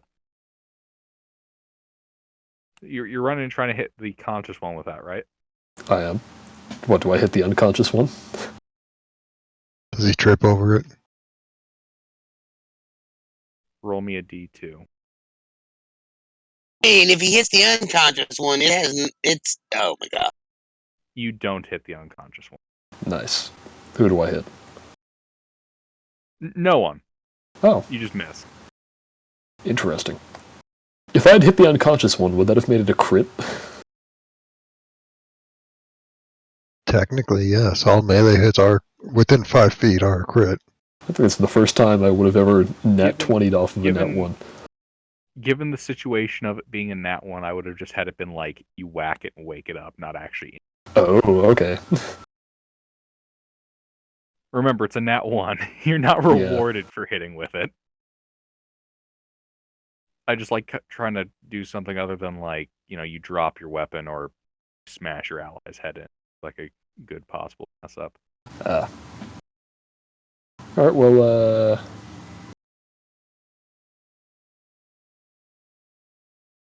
you know what, I'm gonna, just for fun, I'm gonna try and wind blast the bloodied owl there again. So he Okay. needs to make another strength save. That just barely passes again. He's holding on. He's not yielding. Yeah, he's pushing into the wind. This is the Rocky Balboa of owl bears. Alright, well, that's going to be it. I'll just stand here. All right. Who's up next? I don't want to scroll up for that. Is it me? Gregor! Your move. I play. Oh no.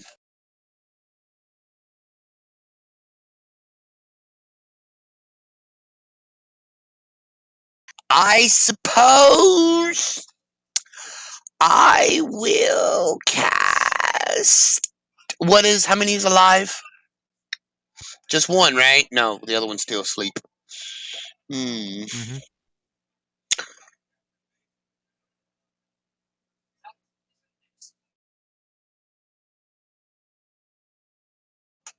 Can I?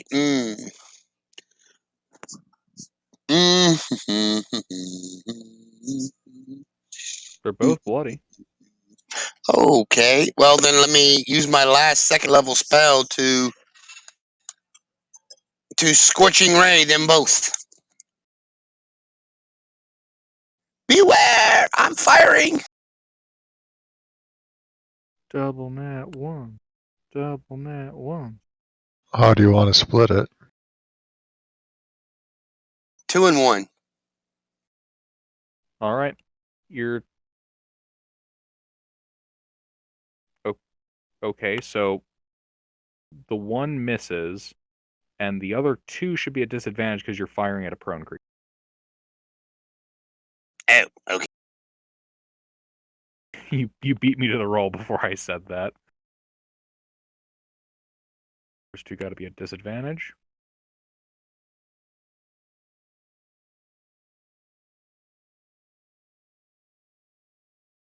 Roll a d2.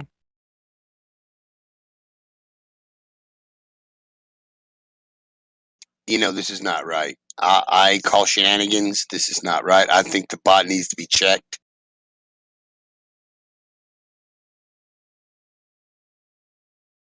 Resnia, you're shot in the ass. All right, let me roll my damage.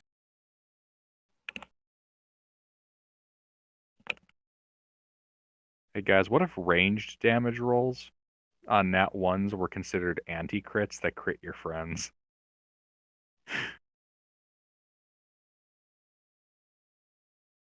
That'd be hilarious. We would all die horribly, but it would be hilarious. Gilbert, I'd like to intercept that. All right. Tuna moves to intercept. 4 goes to. Oh well, he absorbed all that into his shield. Maximum interception. Flame flashes around his shield. But No, the that's other not my one, shield. I don't have a shield. That's just my He batted that away. It was a fast ball. He just batted it Yeah. away. Stabbed a Does fireball some out of the Jedi air. bullshit. Ding, ding. Just deflects it into the snow. You know that picture of like the guy at the baseball stadium sticking his arm out with like the bat flying towards the little kid? Here, let me No, look that photo post up. it. All right. Grelnor. Alright, so they're both bloodied? Yep. One of them is unconscious and prone. Well, I'll shoot the other one, the one that's conscious, with a firebolt. Will you now? Well, we're about to find out. Yeah, I would You say do. so. I hit him for 10 fire damage.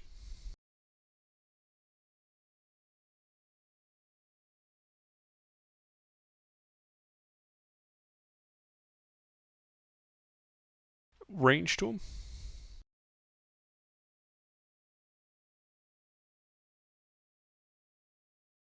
Mic check. Yes, hear you.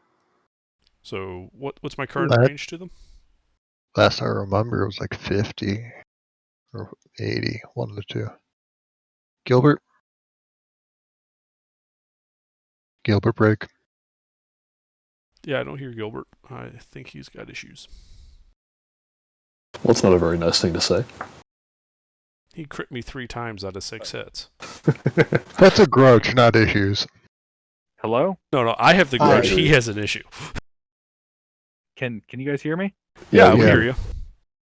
All right. Who has a grudge and who has an issue? Don't worry about it. Yeah. So, so I hit him for 10 fire damage. What's my range to him? 2 feet. Say again?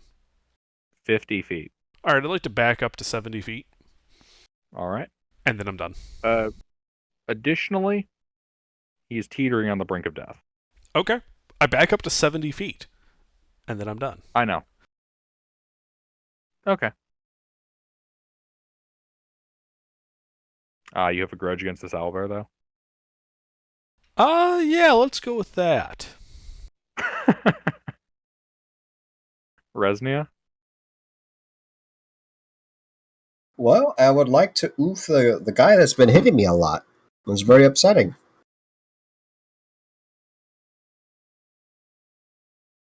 You may try.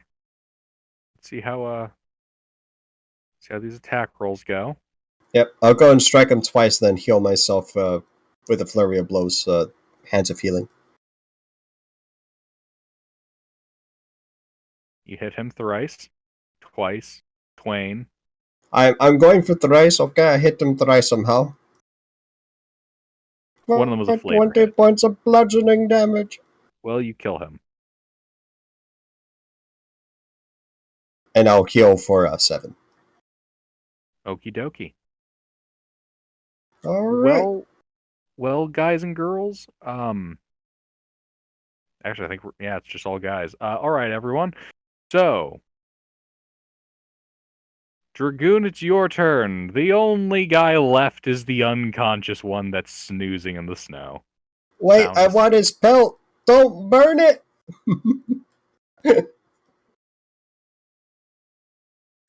Maybe we could capture it and tame it and keep it as a pet. Nah, that sounds like too much work. I want the pelt. It's tasted gnomish flesh, it dies. Are gnomes poisonous? I mean, if it helps, this one actually isn't one of the ones that hit you, I don't think. Or do they all hit you? They all hit me. They all hit. Okay. This might be 6 the one that attack didn't rolls, crit him. 3 crits. What's the percent chance of that? It was 15%. EM is hacking. 15% per. Per roll. But a crit. EM To land a is hit. hacking. The 3 crits. If they were consecutive, that would be 1 in 80,000. Yeah, they weren't. Which bumps up the chances a bit, but still somewhere in the ballpark of like 20 to 40,000. So it goes. I love guys. This is just so funny to me. All right. So yeah, what shall you do, Dragoon? The final owlbear lies there snoozing in the snow. I'm sorry, that's I gotta be honest. I'm pretty sure we're actually just out of initiative at this point, but it's single thousands, not 10,000s. I mean, there's nothing stopping you from just hand waving the rest of this combat. The thing will die. That We much murder is it. certain. We all walk Yeah. up, we ready actions, and we simultaneously murder it. Right as it Indeed. wakes up, just bam, a flurry of blows. the final owlbear is slain by the party. Knowing my luck, I'd Congratulations, miss with my fucking knife on the sleeping owlbear. Both times. Make your attack roll. Let's find out.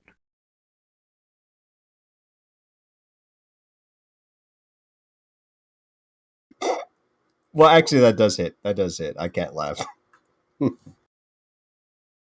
That hits. There's that gif. Perfect. All right. Well, I'm going to kill myself because I don't feel too great. And you guys are out of an ish. You've slain 3 owlbears. Great. No casualties. Yay. So, Granor, you got fucked But up. not so for let me like, heal you. not for lack of trying. though. I mean, I tried to kill as many as I could. I got a pretty sick deflect in there, Mm-hmm. Yep. Mm-hmm. and nothing else. I still don't understand how you hit a ball of fire out of the air with the sword, but Don't worry about it. Isn't it an anchor? It's part of an anchor.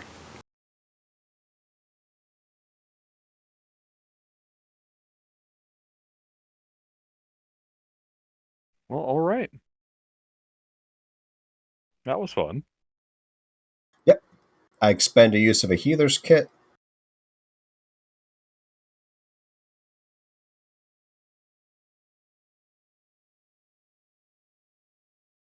And we continue on to the beacon. Wait, Indeed. do we have enough room in the cart for the owlbear? I want to skin that thing. But I don't want to slow the journey down. Well, let's see here. Our cart can currently carry 4,200 pounds and is only carrying 900, including the cart itself.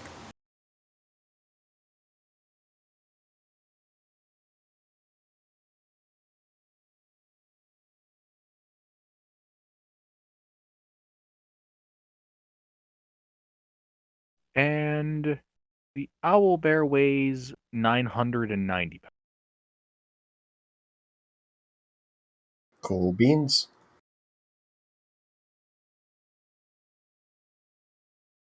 Fun fact. Male owl bears typically weigh about 990 pounds. Female owl bears, polar bears, female polar bears typically weigh between 330 and 550. The thing is huge. It's got the fluffy frills, doesn't it? Does it still have the feathers? Yeah. This is good. This pleases me. But yes, we should continue our journey. Did anyone else need healing? No. Nah, I'm good. We're Did in you a take one. the 10? Talking to me? Yeah. Oh, no, I didn't mark it down. Okay, I'll mark it down.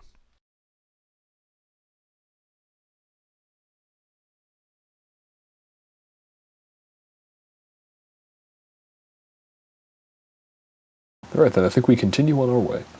Indeed. With a brisk morning combat to, warm up the muscles, you continue on your journey to the beacon. Next week. I was about to say I would attempt Yeah. a short rest. Okay. I mean, unless you want to keep going.